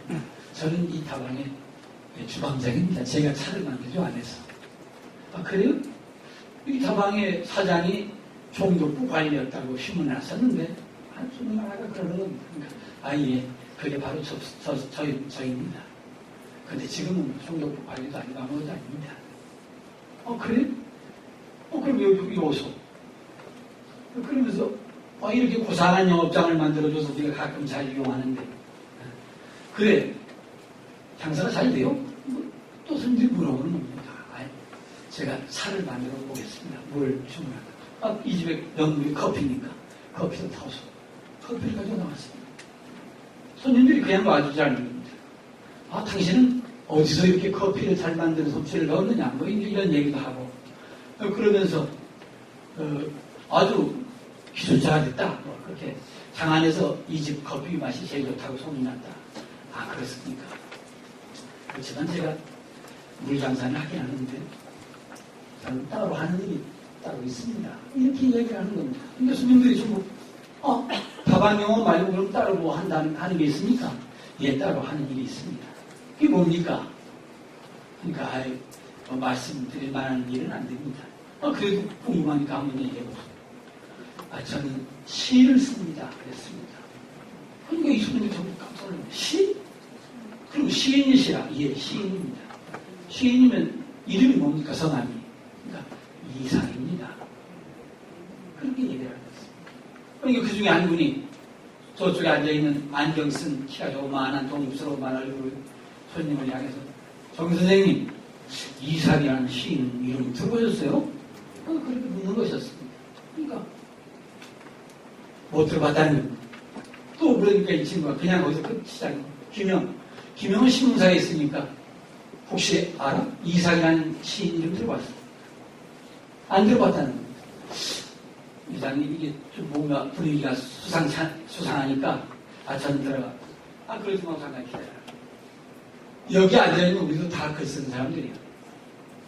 당신이 혹시 알는지 모르겠지만 이상이라는 시인이라고 하는데 우리가 미처 성함을 제대로 알아듣지 못했는데 알아보지 못했는데 우리도 사실은 다 글 쓰는 사람들이.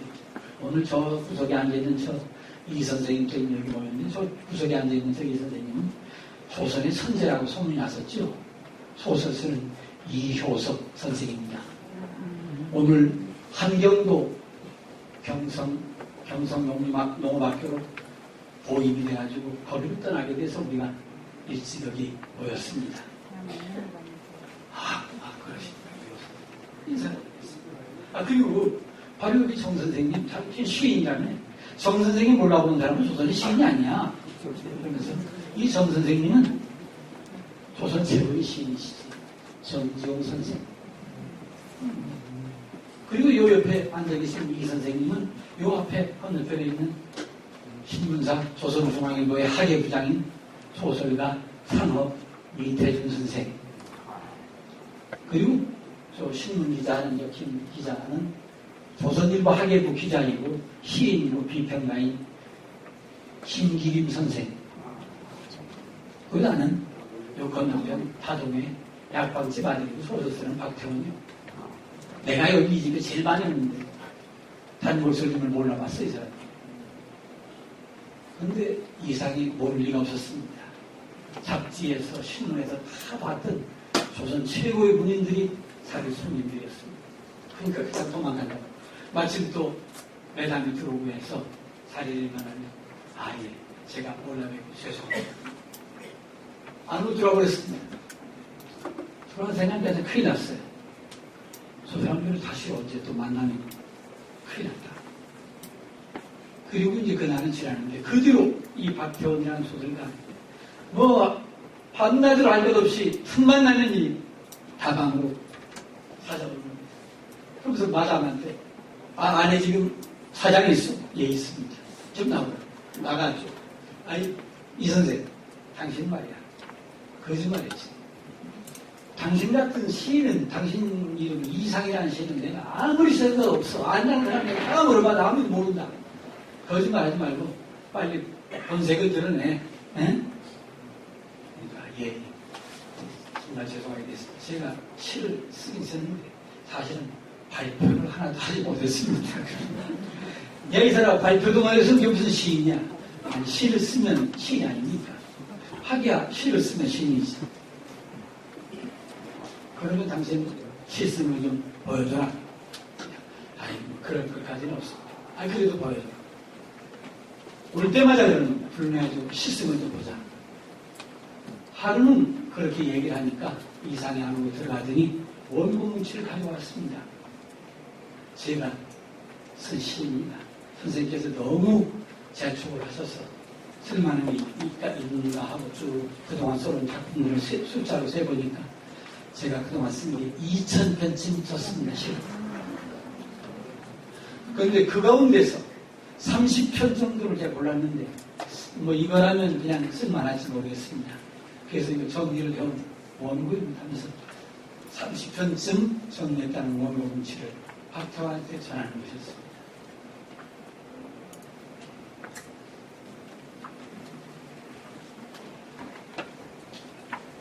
박태환이 원고를 펼쳤습니다. 그래? 당신이 쓴 시?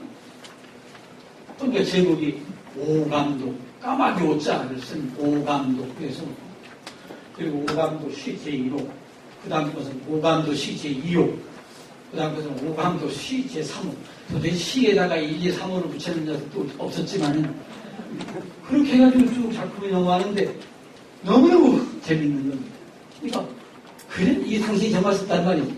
예, 쓸만할지 모르겠어요. 근데 하여튼 선생님이 하도 독촉으로 했나 제가 한번 정리해놨습니다. 그걸 가지고 박태원이 그냥 그 집을 나오겠습니다. 알았어, 내가 가지고 갈 때가 있어. 그리고 박태원이 찾아간 곳이 정지용한테였습니다. 휘문학교 영어 선생을 하면서 가톨릭 청년이라는 잡지를 주재하고 있던 정지용을 찾아갔습니다. 그래서 뛰어가서 정 선생, 큰일이다. 아니, 큰일이 무슨 큰일이야.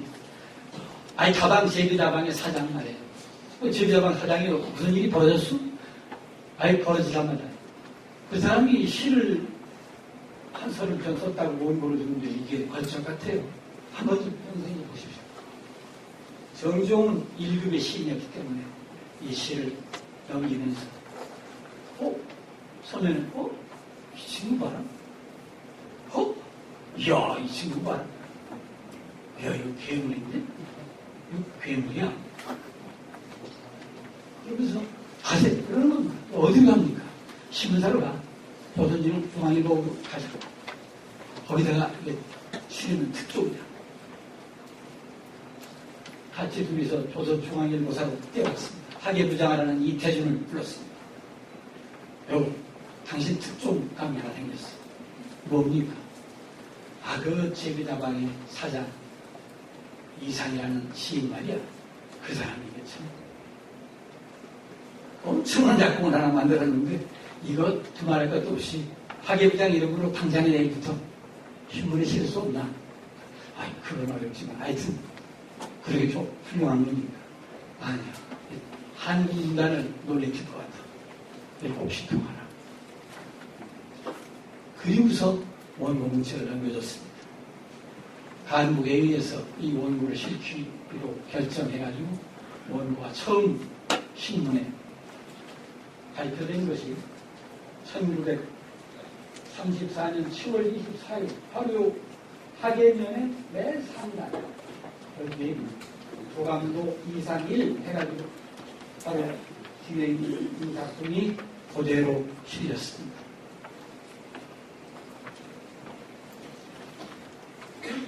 첫날부터 아주 난리가 났습니다. 왜 그러냐면 신문을 본 독자들이 전부 다 너희들 이렇게 큰 글자, 이 신문의 지면 가운데서 제일 큰 글자가 오자가 났다. 이 신문의 제일 화면에서 제일 큰 글자가 오자가 났다. 제일 큰 글자가 이거였습니다. 보세요. 제일 큰 글자는 도대체 오감도라는 말이 어딨냐? 너희들 까마귀 오자하고 새아지 오자하고 구분 못하냐? 신문사의 병신 같은 놈들 하면서 막 항의전을 합니다. 그런데 재밌게도 신문의 연재가 시작이 나오니까 이상이 첫 원고의 오자를 빨간 것으로 크게 떠보면서 이건 절대로 새아지 오자고 고쳐야 안 됩니다. 이건 까마귀 오자입니다. 라고 표시를 했어요. 절대 고치지 마라. 그러니까 문설공들이 처음에는 괴놈이네, 미쳤네.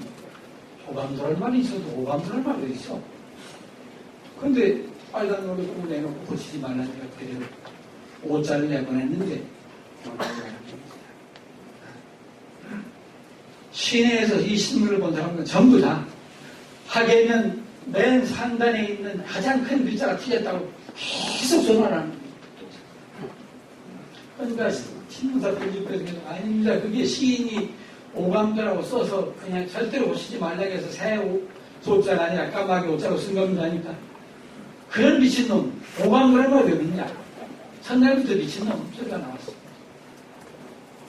이렇게 시작됐습니다. 그리고 2호, 3호, 4호, 5호 작품이 쭉 뭐 발표될 때마다 난리가 났습니다. 도대체 이게 무슨 말인지 알아보지 못하겠다. 띄어쓰기도 않고 시 한 편을 전체 한 문장으로 쭉 띄어써놔서 뭘 이런 글을 쓰는 놈이 다 있냐. 또 이런 시를 썼습니다.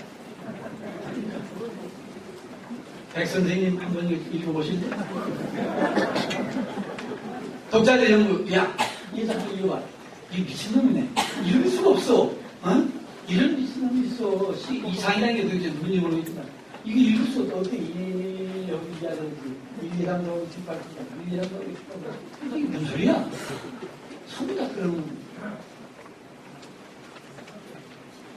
그 다음에는 이런 시각이 나왔습니다. 아, 이것도 더 웃긴다. 가운데다 이렇게 도표도 하나 그려놓고 말이야. 이거 어떻게 준비하는 거예요, 도대체? 이러면서 이 시의 연재 과정을 지켜왔는데 너무 나중에는 독자를 우롱한다. 이 신문사가 독자를 우롱한다. 도대체 이런 친구가 어딨냐? 이게 시도 아니고 미친놈의 개수작이라고 그랬습니다. 단장에 집어쳐라 그랬습니다. 그래서 결국 이 작품은 15편까지밖에 발표되지 못했습니다. 30여 편을 내가 골랐다고 했는데 15편까지밖에 발표가 되지 못하기 때문에 오감도는 15편으로 종결되고 끝났습니다. 이상은 아주 굉장한 절망을 했죠. 그런데 그때 15편으로 끝낸다고 하니까 이상이 신문사에 찾아가서 이태준 씨한테 이 부장님, 제가 왜 이런 미친 짓을 해야 되는지 한마디 해명을 해야 되지 않겠습니까? 저한테 그럴 수 있는 기회를 한 번 좀 주십시오. 안 된다는 거예요. 원고지 2장, 200서문이 2장은 400자인데 400자만 쓰겠습니다. 그것도 안 됩니까? 그것도 안 된다. 근데 실제 400자를 딱 썼습니다. 오감도 작자의 말이라고는 글 400글자를 만들었는데 거기서 그랬습니다. 우리가 언제까지 이렇게 남의 뒷공무니만 따라가야 되느냐. 내가 정말로 고심을 해가지고 이제 드디어 오들레르의 악의 꽃을 능가하는 명편 한 30개를 만들어서 발표하려고 했더니 이걸 못하게만 하고 말았다. 한국문학이 언제까지나 이렇게 늘 뒤떨어지고 후진적이어야 되는지 참 답답하다. 그런 얘기를 썼어요. 이걸 발표를 못하겠습니다. 그러니까 그냥 그 박태원한테 야 이거 보자. 이거 또 하면 또 미친놈이라고 할 테니까 안 돼. 이것도 실수가 없다. 이 오감도 작자의 말은 이상이 죽은 기회야. 우리가 그랬습니다. 이상은 절망에 빠졌고 이제 상사도 다 실시했습니다. 그러니까 매담을 하던 금홍이도 물장사가 별로 재미없어요. 술 장사가 훨씬 재밌어요. 산다리를 두드리면서 노래도 한 번 하고 말이죠. 두둑하게 소위 화대 같은 거 비슷한 그런 서비스들을 받는데 아니 다방 영업이라는 건 아무것도 아니에요. 아주 싼 커피 한 잔 시켜놓고 3시간씩 사람들이 노닥거리 웃는데 그거 가지고 언제 돈 벌어서 그냥 뭐 이게 될 것 같지가 않아요. 그러니까 도망가요. 자꾸만 고향으로 떠났다가 안 들어오고 말이죠. 얘가 결국 금홍이가 아예 도망쳐버립니다. 그게 1935년의 일입니다. 금홍이가 도망치고 제비다방이 망하게 되니까 집이 아버지가 살던 집이나 나가게 됐어요. 근데 이상이 방법이 없어요. 도대체 이걸 해결할 방법. 그때 그를 찾아온 것이 구봉이었습니다. 구봉이 찾아와서 금홍이를 만난 것은 나도 그 이유를 제공했다. 원인을 제공했다. 그러니까 나한테도 죄가 있다. 근데 너가 거기서 배천에서 끝날 거라고 생각했지. 여기까지 끌고 올 건 내가 생각을 못했다. 그렇지만 그거 어떡하냐. 근데 이제 갔어. 금홍이를 떠났으니까 절대로 찾지 마라. 와도 받아들이지 마라. 그리고 이제 새로운 삶을 살아라. 그리고 빨리 이거 해결해야 될 거 아니냐. 너 지금 처해 있는 어려운 형편을 해결해야 될 거 아니냐. 거기서 길을 얘기해 줬어요. 우선 우리 아버지가 하는 회사에 취직해라. 그래서 포부지책을 만들고 그 다음에 이 가게의 세를 뽑을 수 있는 방법은 생각해보자. 그래가지고 이상이 무료 카페와 레스토랑을 4개나 큰 가게가 길거리에 나오면 주인 없는 가게가 생기면 가서 싸게 열어요. 그걸 얻어요. 얻어가지고 하기에서 뚝뚝뚝 꽂혀가지고 간판 하나 탁 걸었습니다. 무슨 카페다, 술집이다. 그러니까 사람들이 이런 새로운 술집이 하나 생겼구나. 오토바이다 사진 내놓습니다. 우토를 받고 팔아요. 무려 4개나 그랬어요. 그래가지고 아버지 집에서 찔렸어요. 그것이 와전돼가지고 이상의 술집을 여러 개 경영했는데 뭐 다 망했다. 망한 게 아니라 도대체 어떻게 석 달 사이에, 넉 달 사이에 술집을 4개나 운영합니다. 그러니까 다 가게를 새로 꾸며서 웃돈을 받으죠. 요새 말하는 소위 프리미엄, 부동산 투자해가지고 프리미엄 얻는 거. 그렇게 해서 그걸 팔아서 넘직하는 사람한테 넘겨서 권리금을 받고 넘겨가지고 돈을 얻었습니다. 그리고 구본웅의 아버지가 운영하는 창문사라는 인수에 직원으로 취직을 했습니다. 그리고 거기서 일을 하게 됐죠. 1936년에 그가 다시 재기하면서 쓴 글이 유명한 날개라는 소설입니다. 이상을 대표하는 두 작품, 하나는 시 오감도, 하나는 소설 날개. 오감도는 제비다방에서 만들었고, 날개는 소설 날개는 창문사라는 인쇄소 사무실에서 썼습니다. 그런데 1936년에 이상이 계속 일본을 가겠다는 거예요. 구본웅을 만날 때마다 나 좀 일본 좀 보내줘. 그러니까 왜 일본 가려고 그러냐. 내 주변에 있는 모든 문인들, 예술가들은 전부 다 일본 유학 출신인데 나는 서울 촌놈이다. 나는 일본 가본 적도 없어. 내 예술을 이해해 줄 수 있는 사람들이 있는지 한번 가고 싶다. 제발 동경 여행 좀 한번 할 수 있는 돈 좀 아버지한테 빌림. 월급 좀 가부를 해서 갔다 오고 싶다. 그러니까 그러니까 딱 하니까 그래 하긴 그렇다. 근데 내가 한번 알아보지. 근데 어느 날 와서 그러는 겁니다. 뜻밖의 제안을. 아버지한테 돈을 건 틀렸고 결국 그 돈도 아버지 돈이긴 하지만 방법은 다르다. 네가 하는 방법은 뭐냐. 너 장가를 하라는 겁니다. 아니 무슨 장가를 지금 이런 이상이 제비다방 매담에 도망가버렸다고 다 소문났는데 내가 어떻게 장가를 가느냐. 그래도 장가를 가라. 장가를 가면 여자도 생기고 돈도 생긴다. 그러니까 이상이 웃으면서 농담도 그런 농담 하지 말라고. 정말로 장가를 가서 돈도 생긴다면 내가 나보다 20살 많은 여자한테도 장가 가겠다. 뭐 농담을 그렇게 얘기를 했어요. 받았습니다. 그러니까 아니야. 20살 많은 게 아니고 너보다 7살이나 아래야. 그런 아주 요령의 아가씨야. 이제 막 이화여전을 졸업하는 18살 처녀야. 한국 최고의 재원이고 아름다운 여성이지. 이게 딱 잡히는 데가 있었습니다.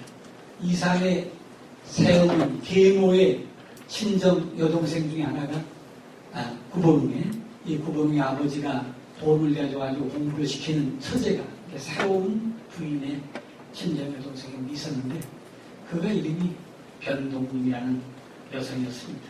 이화여전 연구과를 공부하고 아주 얼굴이 이쁘고 똑똑한 그런 여성이었어요. 이상도 그를 본 적이 있었습니다. 변동님을 얘기하는 거였어요. 우리 동님이 이모하고 너가 결혼하면 우리 아버지가 너 같이 일본으로 보내준대. 동님이 이모가 너무 중에 바깥으로 나돌아서 사람 가면 손 탄다고 우리 아버지가 큰 걱정이야. 그러니까 네가 잘 가라. 나한테 어떻게 그런 사람이 시집 온다고 하겠냐. 아니 내가 물어봤어. 이상 어떠냐. 그랬더니 그 관심 있다고 했다는 거예요. 내가 만약에 있을 때 한번 만나면 그래서 본격적으로 1936년 여름에 두 사람이 결혼했습니다. 그런데 특이하게도 결혼한 지 석 달 뒤에 이상이 혼자서 일본 동경으로 떠났습니다. 변동님한테는 나중에 연락하고 하면 와라 했지만 혼자 떠났습니다.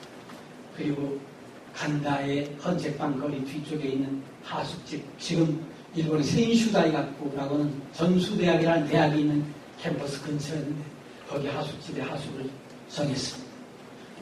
그리고 일본에서 혼자서 글을 쓰고 있었습니다. 아무 일도 없이 일본에 왔어요. 일본 동경 유학생들이 이상이 왔다는 얘기를 듣고 모여들기 시작했습니다. 그러니까 일본 경찰이 그를 주목했습니다.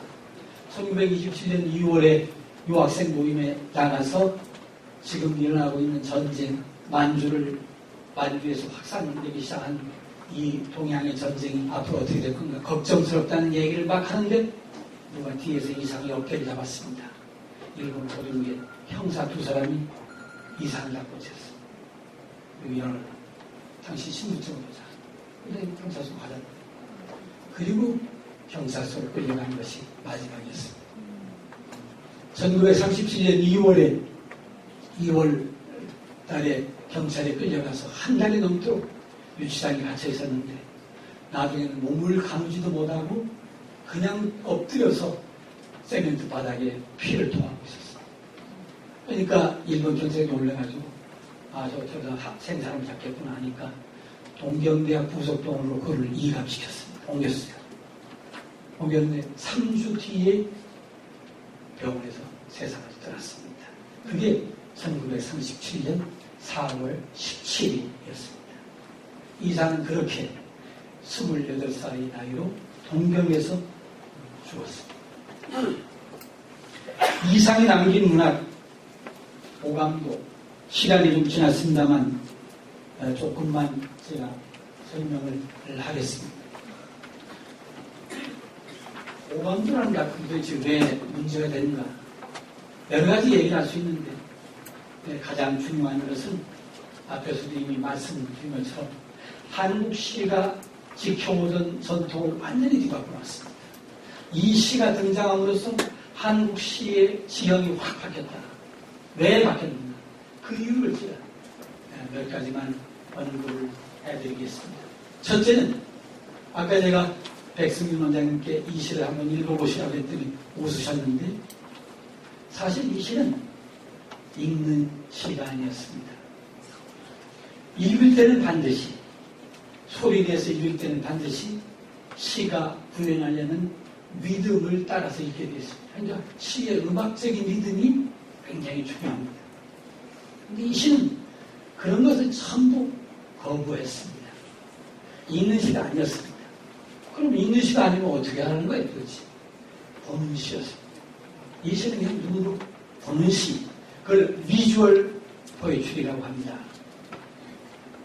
독일에서는 부채시라고 하는 이름으로 번역이 돼서 독일 부채시 운동이라는 게 유명한데 보는 시입니다. 그냥 텍스트 자체가 시의 텍스트 자체가 시각적인 어떤 형상을 드러내도록 만드는 겁니다. 여러분들은 이걸 따라서 읽으려고 할 것이 아니라 이걸 그냥 딱 보고 여기서 어떤 지배적인 인상을 얻어내면 그것으로 됩니다. 이 그림이 또는 이 도판이 요 다음 시인 마찬가지입니다만 이런 도형들이 던져주는 그런 어떤 강렬한 지배적인 인상 그 속에 이 시의 의미가 담깁니다. 그래서 시의 텍스트가 완전히 시각적인 요소로 바뀌었다는 거예요. 그런 걸 처음으로 시도를 했어요. 근데 이게 도대체 언제부터 이런 일이 벌어졌냐? 프랑스에서는 말라르메 같은 시인들이 1900년대 말기 2000년대 1890년대 말 1900년대 초기 1860년대 말에서부터 1900년대 초에 이런 일들에 관심을 일고 실험을 하고 레인보라든지 이런 상징주의 시인들이 이런 일을 했고 나중에 나다 운동이니 초현실주의 운동이니 입체파 운동이니 뭐 이런 것들로 결합되면서 프랑스, 영국, 스페인, 독일로 확산됐습니다. 1920년대에 굉장히 유행했던 그런 것이 30대 초에 이상에 의해서 한국 시단에 처음으로 소개가 됐습니다. 그래서 시를 읽는 것에서 보는 것이라는 새로운 개념을 한국 문학에 던져줬습니다.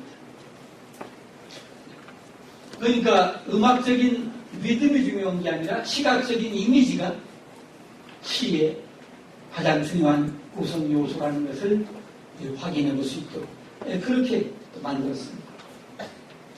이 시각적인 속성을 강조하다 보니까 시각적인 속성을 고려한 여러 가지 보완들을 했습니다. 글자도 좀 독특한 글자로 두드러지게 보이게 하기 위해서 인쇄 기술의 특수 기술을 요구하도록 했습니다. 그걸 타이포그래피적 상상력이라고 얘기하는데 여하튼 인쇄 기술이 가미된 텍스트의 변형 이런 것들을 시도했습니다.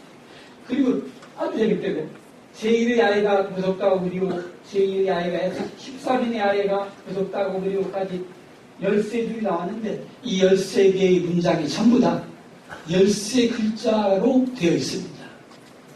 제1의 아해가 무섭다고 그리고 그러면 딱 13글자.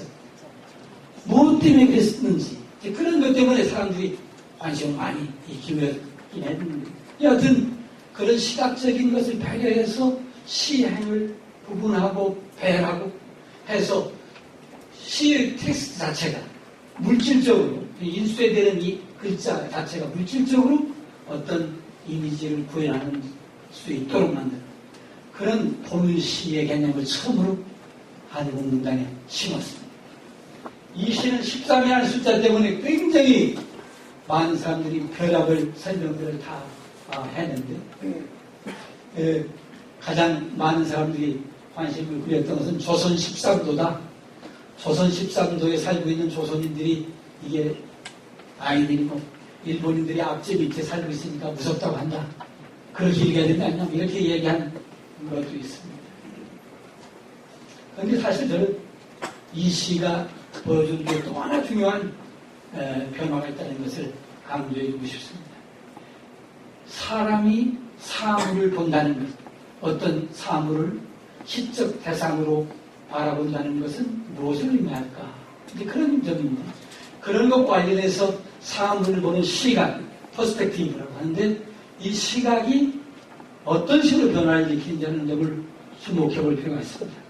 우리는 그동안 전부 다 우리가 뭘 본다, 사물을 본다, 꽃을 본다, 하늘을 본다, 자연을 본다, 강을 바라본다 다 그냥 정시의 눈으로 내가 앉은 자리나 내가 서 있는 자리에서 그대로 내 시야에 들어오는 사물을 보는 것, 그게 보는 것이었습니다.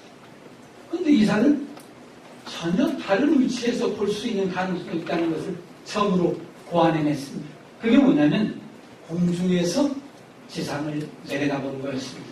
아무도 생각해 본 적이 없어요. 왜 그랬냐? 공중에 있는 새가 날개를 펴고 공중에서 아래를 내려다보는 게 그게 조감입니다. 조감이라는 것은 버즈아이 뷰라는 것은 하늘에 있는 공중에 떠 있는 새가 새의 시선으로 지상의 지물을 내려다봤을 때 지상의 어떤 물체를 내려봤을 때 그 물체의 형상을 그려놓은 그림이 조감도입니다. 그런데 그 새조를 까마귀 옷자루에서 바꿔놨어요. 팩 하나를 빼버려가지고 새의 눈을 빼버려가지고 까마귀를 만들어놨어요. 그리고 까마귀가 하늘에서 아래를 내려다본다. 위에서 아래를 내려다보는 시각. 그랬을 때 사물이 어떻게 보이나? 그런 생각을 처음으로 했어요. 근데 이런 걸 어디서 얻었냐? 건축학다.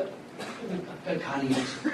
그리고 또 재밌었던 건 이상이 제일 좋아하는 영화 배우가 영화 감독의 르네 크레르라고 하는 프랑스 영화 감독이 있습니다. 이 사람이 만든 무서운 영화 중에 아주 어려운 초창기 영화가 있는데 1920년대 만들어진 영화인데 파리 있는 잠들어라고 하는 영화가 있습니다. 그 영화는 처음으로 공중에서 지상을 내려다본 장면을 담았습니다. 그 공중이 어디였냐면 파리의 유명한 에펠탑입니다. 에펠탑 꼭대기에서 파리 지상을 내다보고 거기에 모든 사람들이 어떻게 하고 있는가 다 잠들었다. 5명이 깨 있다고 이제 그렇게 그려놨는데 그 영화가 어쩌면 이 시의 발상을 촉진한 그런 계기가 됐을지도 모르겠습니다만 여하튼 하늘에서 땅을 내려다보았을 때 어떻게 보이나? 그때는 모든 게 다 조그맣게 보이죠. 조그맣게 보이니까 사람도 다 애들로 보이는 겁니다. 여기 아이들을 무슨 정말로 애들이라고 생각하는데 그게 아니라 하늘에서 보면 다 작은 애들로 보인다는 뜻입니다. 그런데 그 애들이 전부 하여튼 분주하게 달려가고 있어요. 질주를 하고 있어요. 한씩 달려가고 있는데 그런데 그 사람들이 전부 다 공통적으로 무섭다는 것입니다. 사실은 이 시에서 제일 중요한 것은 이 무섭다는 말이었는데 그동안 우리 연구자들은 무섭다는 말 대신에 13에 매달렸습니다. 13인 거예요. 무섭다는 말이 중요한 말이었습니다. 근데 쭉 읽어보면 마지막에 가서 13인의 아이는 무서운 아이와 무서워하는 아이와 그렇게 막 입이 모였다. 이렇게 해서 무서운 애와 무서워하는 애, 이게 무섭다라고 말하는 애들의 정체다. 이렇게 메타적으로 무섭다는 말을 설명을 했어요. 왜 무섭다 했냐? 하나는 무서운 놈이고 하나는 무서워하는 놈이다. 사람과 사람이 서로 내가 무섭지? 그러니까 하나는 아이고 무서워. 이렇게 하고 있는 거라고 생각합니다. 단순하게 얘기합니다. 모든 관계를 다 전부 제거하고 단순하게 추상화시켜서 인간과 인간의 관계가 공포와 악재의 관계로 맺어져 있습니다. 그래서 하나는 억압하고 하나는 공포에 떨고 그래서 다 무섭다는 거예요. 내가 무섭지? 걱정 마라. 그러면 아이고 무섭습니다. 그래서 모든 인간이 그 두 가지 위협으로 나누어져 있다는 것을 말해줍니다. 이건 정말 놀라운 발견이라는 것입니다. 인간 세계가 인간과 인간의 화해와 상생과 그런 동등한 그런 권리를 유지하며 살아가는 것이 아니라 한쪽은 끊임없이 사람들을 억압하고 한쪽은 그 억압 밑에서 압제를 당하고 고통스러워하는 그런 존재로 나눠집니다. 인간 세계가 무섭다는 것입니다. 그러니까 이것은 인간의 문명, 20세기의 인간의 문명 사회라고 하는 것, 이게 인간과 인간이 이렇게 갈등과 대립과 투쟁의 관계로 얼어내고 있다는 것을 발견하는 겁니다. 그런 뜻으로 제가 새롭게 읽어봅니다. 그 다음에 또 오강도 시 제4호라고 해놓고 이 시는 여기에 환자의 용태에 관한 문제 이렇게 소재가 붙어있고 맨 끝에 여기에 진단 0대1 26, 10, 1930 이상 세기문자 이상 사기문서 왔습니다. 환자의 용태를 내가 진단했는데 그 진단 결과는 0대1이다. 그리고 그것은 1931년 10월 26일 날의 결과다. 이렇게 적어가 있습니다. 도대체 이게 뭘까? 별아버지 또 여기도 설명이 많고 온갖 해석들이 나타났습니다. 근데 아주 단순한 것입니다. 역시 이상의 건축과학생이었기 때문에 이런 생각을 했으라고 하는데 환자라는 것에 주목할 필요가 있습니다. 환자가 어떤 상태에 지금 있다. 그런데 그 상태가 1과 0으로 결과가 나옵니다. 1과 0이 도대체 뭐냐? 이런 걸 생각하면 됩니다. 여기서부터 일단 뭐 1, 2, 3, 4, 5, 6, 7, 8, 9, 0 1, 2, 3, 4, 5, 6, 7, 8, 9, 0 1, 2, 3, 4, 5, 6, 7, 8, 9, 0인데 1, 2, 3, 4, 5, 6, 7, 8, 9, 10이라고 쓰지 않고 0이라고 쓴 이유를 주목할 필요가 있습니다. 왜냐하면 1, 2, 3, 4, 5, 6, 7, 8, 9, 0이 되면 이 표기는 십진법의 표기라는 것을 말합니다. 그 다음으로 올라가면 0이 되고 다시 12부터 시작됩니다. 그러니까 10은 벌써 1이 하나 위로 올라가 버립니다. 그래서 1, 2, 3, 4, 5, 6, 7, 8, 9, 0은 십진법의 방식으로 어떤 과정을 쭉 세었어요. 그렇게 쭉 해보니까 마지막에서는 1과 0으로 풀어냅니다. 1과 0은 이진법입니다. 하나와 1, 그 다음에 이진법에서는 0입니다. 그래서 십진법을 이진법으로 바꿔놨는데 이 십진법은 항상 어떤 과정, 절차, 순서 이런 것들을 의미하는 표시입니다. 우리가 뭘 여기서부터 시작해서 이렇게 갔다 하는 겁니다. 그런데 마지막에 늘 0이 됩니다. 1에서 출발해서 0으로 끝났다. 그래서 그 결과가 이쪽은 1, 이쪽은 0. 그래서 0대 1. 해석이라는 것은 텍스트의 내적 질서에 기반해서 해석이 돼야지 엉뚱하게 설명하면 안 된다. 결과가 0대 1이다. 0대 1이라고 하면 이 앞에는 1, 0이니까 결과는 0대 1로 나옵니다. 0은 뭐냐? 없음. 1은 뭐냐? 있음입니다. 뭐가 하나가 없고 뭐가 하나가 있었다고 그랬는데 그게 언제냐? 1931년 10월 20일 이상이 병원에 처음 가서 한쪽 폐의 기능이 완전히 정지됐다는 사실을 엑스레이 사진을 통해서 판독하면서 의사가 얘기해줘. 그날이 바로 1930년 10월 26일이었어. 한쪽이 없고 한쪽이 있다. 정상적인 사람은 환자가 아니라 정상적인 사람은 1대1입니다. 양쪽에 건강한 폐가 다 있어야 됩니다. 하나가 없어야 돼요. 그러니까 놀랍게도 이 시는 자기를 자기 스스로 진단하고 있습니다. 그러니까 의사가 이상하는 겁니다. 어떻게 이게 자기를 진단했다고 할 수 있느냐? 이 수판이 뒤집혀 있죠. 수판이 뒤집혀 보이는 것은 어느 경우냐? 거울을 쳐다볼 때만 이렇게 보입니다. 거울을 쳐다보면 모든 글자의 순서가 반대로 뒤집혀 보입니다. 그러니까 거울을 보면서 한쪽 가슴에 여기는 없어지고 여기는 남아있다. 그래서 연대 1이다. 하나가 없어졌다. 이런 얘기이죠. 여기서 환자는 자기 자신이었다는 뜻입니다.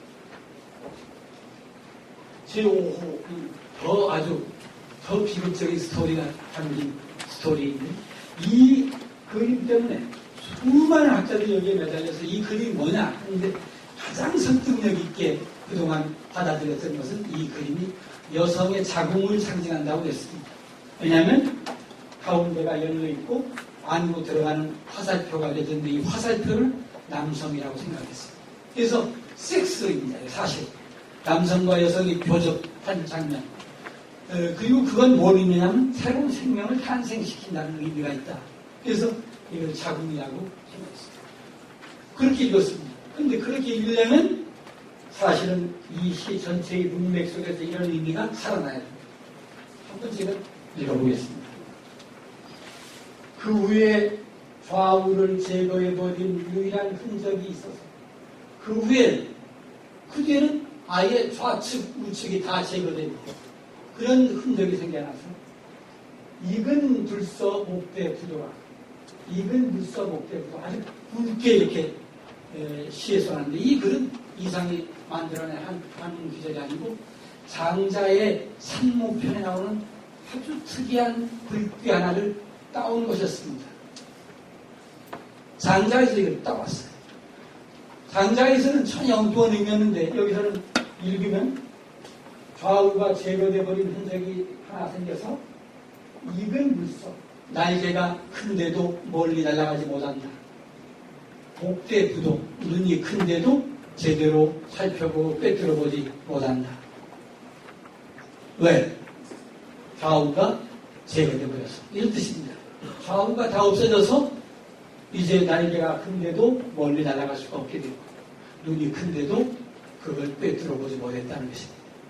그러면서 그 다음에 반외소형의 신의 안전에서 아전낙상한 보살과 반외소형의 신 뚱뚱하고 키가 작은 신의 눈앞에서 내가 전에 쓰러져 버린 일도 있습니다. 이래서 하는데 이 반외소형의 신을 도대체 뭘까?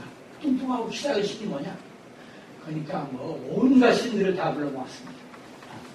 이상이 만들어 써놓은 이 반외소형의 신은 아마 서양의 어떤 신화에 나오는 뭘 거다, 인도의 신화에 나오는 뭘 거다, 아니면 뭐다, 부처님이다, 뭐다 하고 온갖 얘기를 다 사람들이 불러냈어요.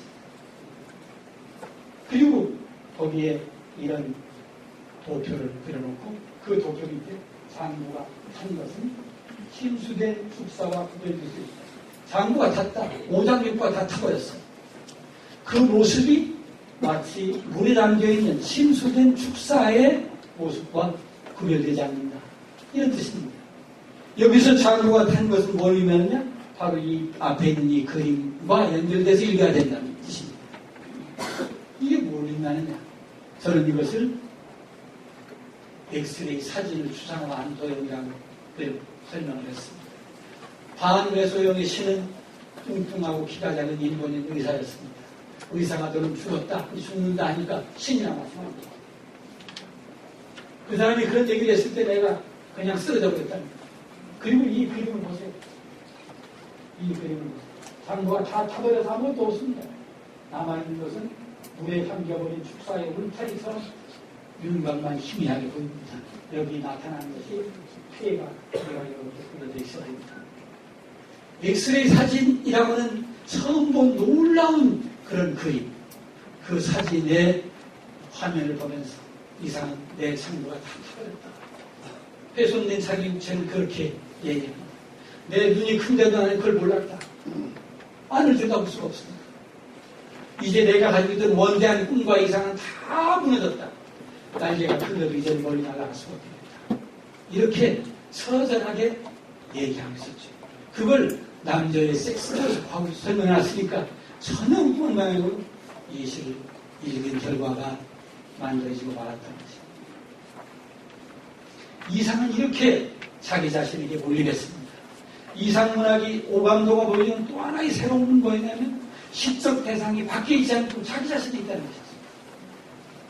자기 자신에 대한 집착, 자기 인식, 주체를 대상화한 그 처절한 본물이 이상의 시였다. 그래서 처음으로 한국 시가 바깥에서 시적 대상을 구하지 않고 자기 내부에서 시적 대상을 구하는 그런 방법으로 전환됩니다. 이것도 새로운 변화를 할 수 있다. 또 앞에서 얘기한 대로 상자의 구절을 덜크덕 남의 구절을 띄워왔습니다. 지금까지 듣는 이거 잘못하면 잘못 설명하면 표적이죠. 장자의 산목편을 보면은 장자가 어느 날 조롱의 숲속에서 밤나무 숲을 유시하면서 사냥을 하려고 활을 하고 화살을 들고 이렇게 하고 있는데 갑자기 밤나무 음악 앞에서 말이죠. 큰 새 한 마리가 휙 하면서 머리 위로 지나가더니 바로 앞에 있는 나무에 앉는 겁니다. 보니까 눈이 이렇게 툭 튀어나오고 아주 큰 새. 그러니까 멀리 사냥할 필요 없겠다. 저놈을 잡아야 되겠다. 활을 꺼내가지고 겨냥을 쭉 하는데 그 새가 벌뿐을 밀고 먹으면서 날아가지 않는 겁니다. 그러니까 혼자 그러는 거예요. 참 웃기는 새구나. 눈이 큰데도 날개가 큰데도 멀리 날아가지도 않고 눈이 큰데도 내가 저를 잡으려 하는데 그것도 못 보고 있어. 그것은 가만히 보니까 이 새가 자기를 노려보고 자기를 본 게 아니라 나무가지에 붙어있는 커다란 사마귀 한 마리를 노리고 있었어. 그래서 참 재밌구나. 근데 사마귀는 또 저쪽 가지에 맹맹맹 울고 있는 늦가을에 오는 스르라미 매미에 잡으려고 딱 이렇게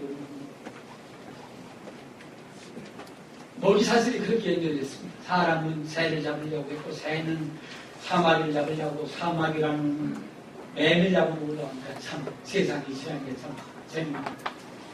새 목숨이 경각에 있는 걸 달려있는 걸 모르고 다들 지가 잡아먹을 것만 싸우고 있습니다. 사람도 마찬가지지. 그러고 있는데 밤나무 주인이 저 밤따는 놈 잡아라 하고 또 잡는 겁니다. 그래서 내뺐다 하는 딱 막한 스토리인데 거기에 들어있는 이 얘기를 자기 텍스트로 끌어옵니다.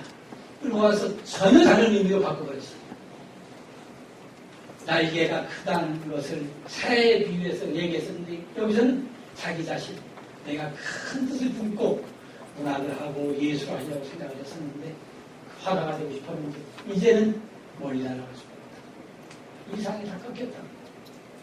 내가 눈이 큰데도 내 모습, 내 안에서 그런 엄청난 육체적인 훼손의 과정이 일어나고 있는 병의 경과는 전혀 보지 못했다. 눈이 큰데도 제대로 꿰뚫어보지 못했다.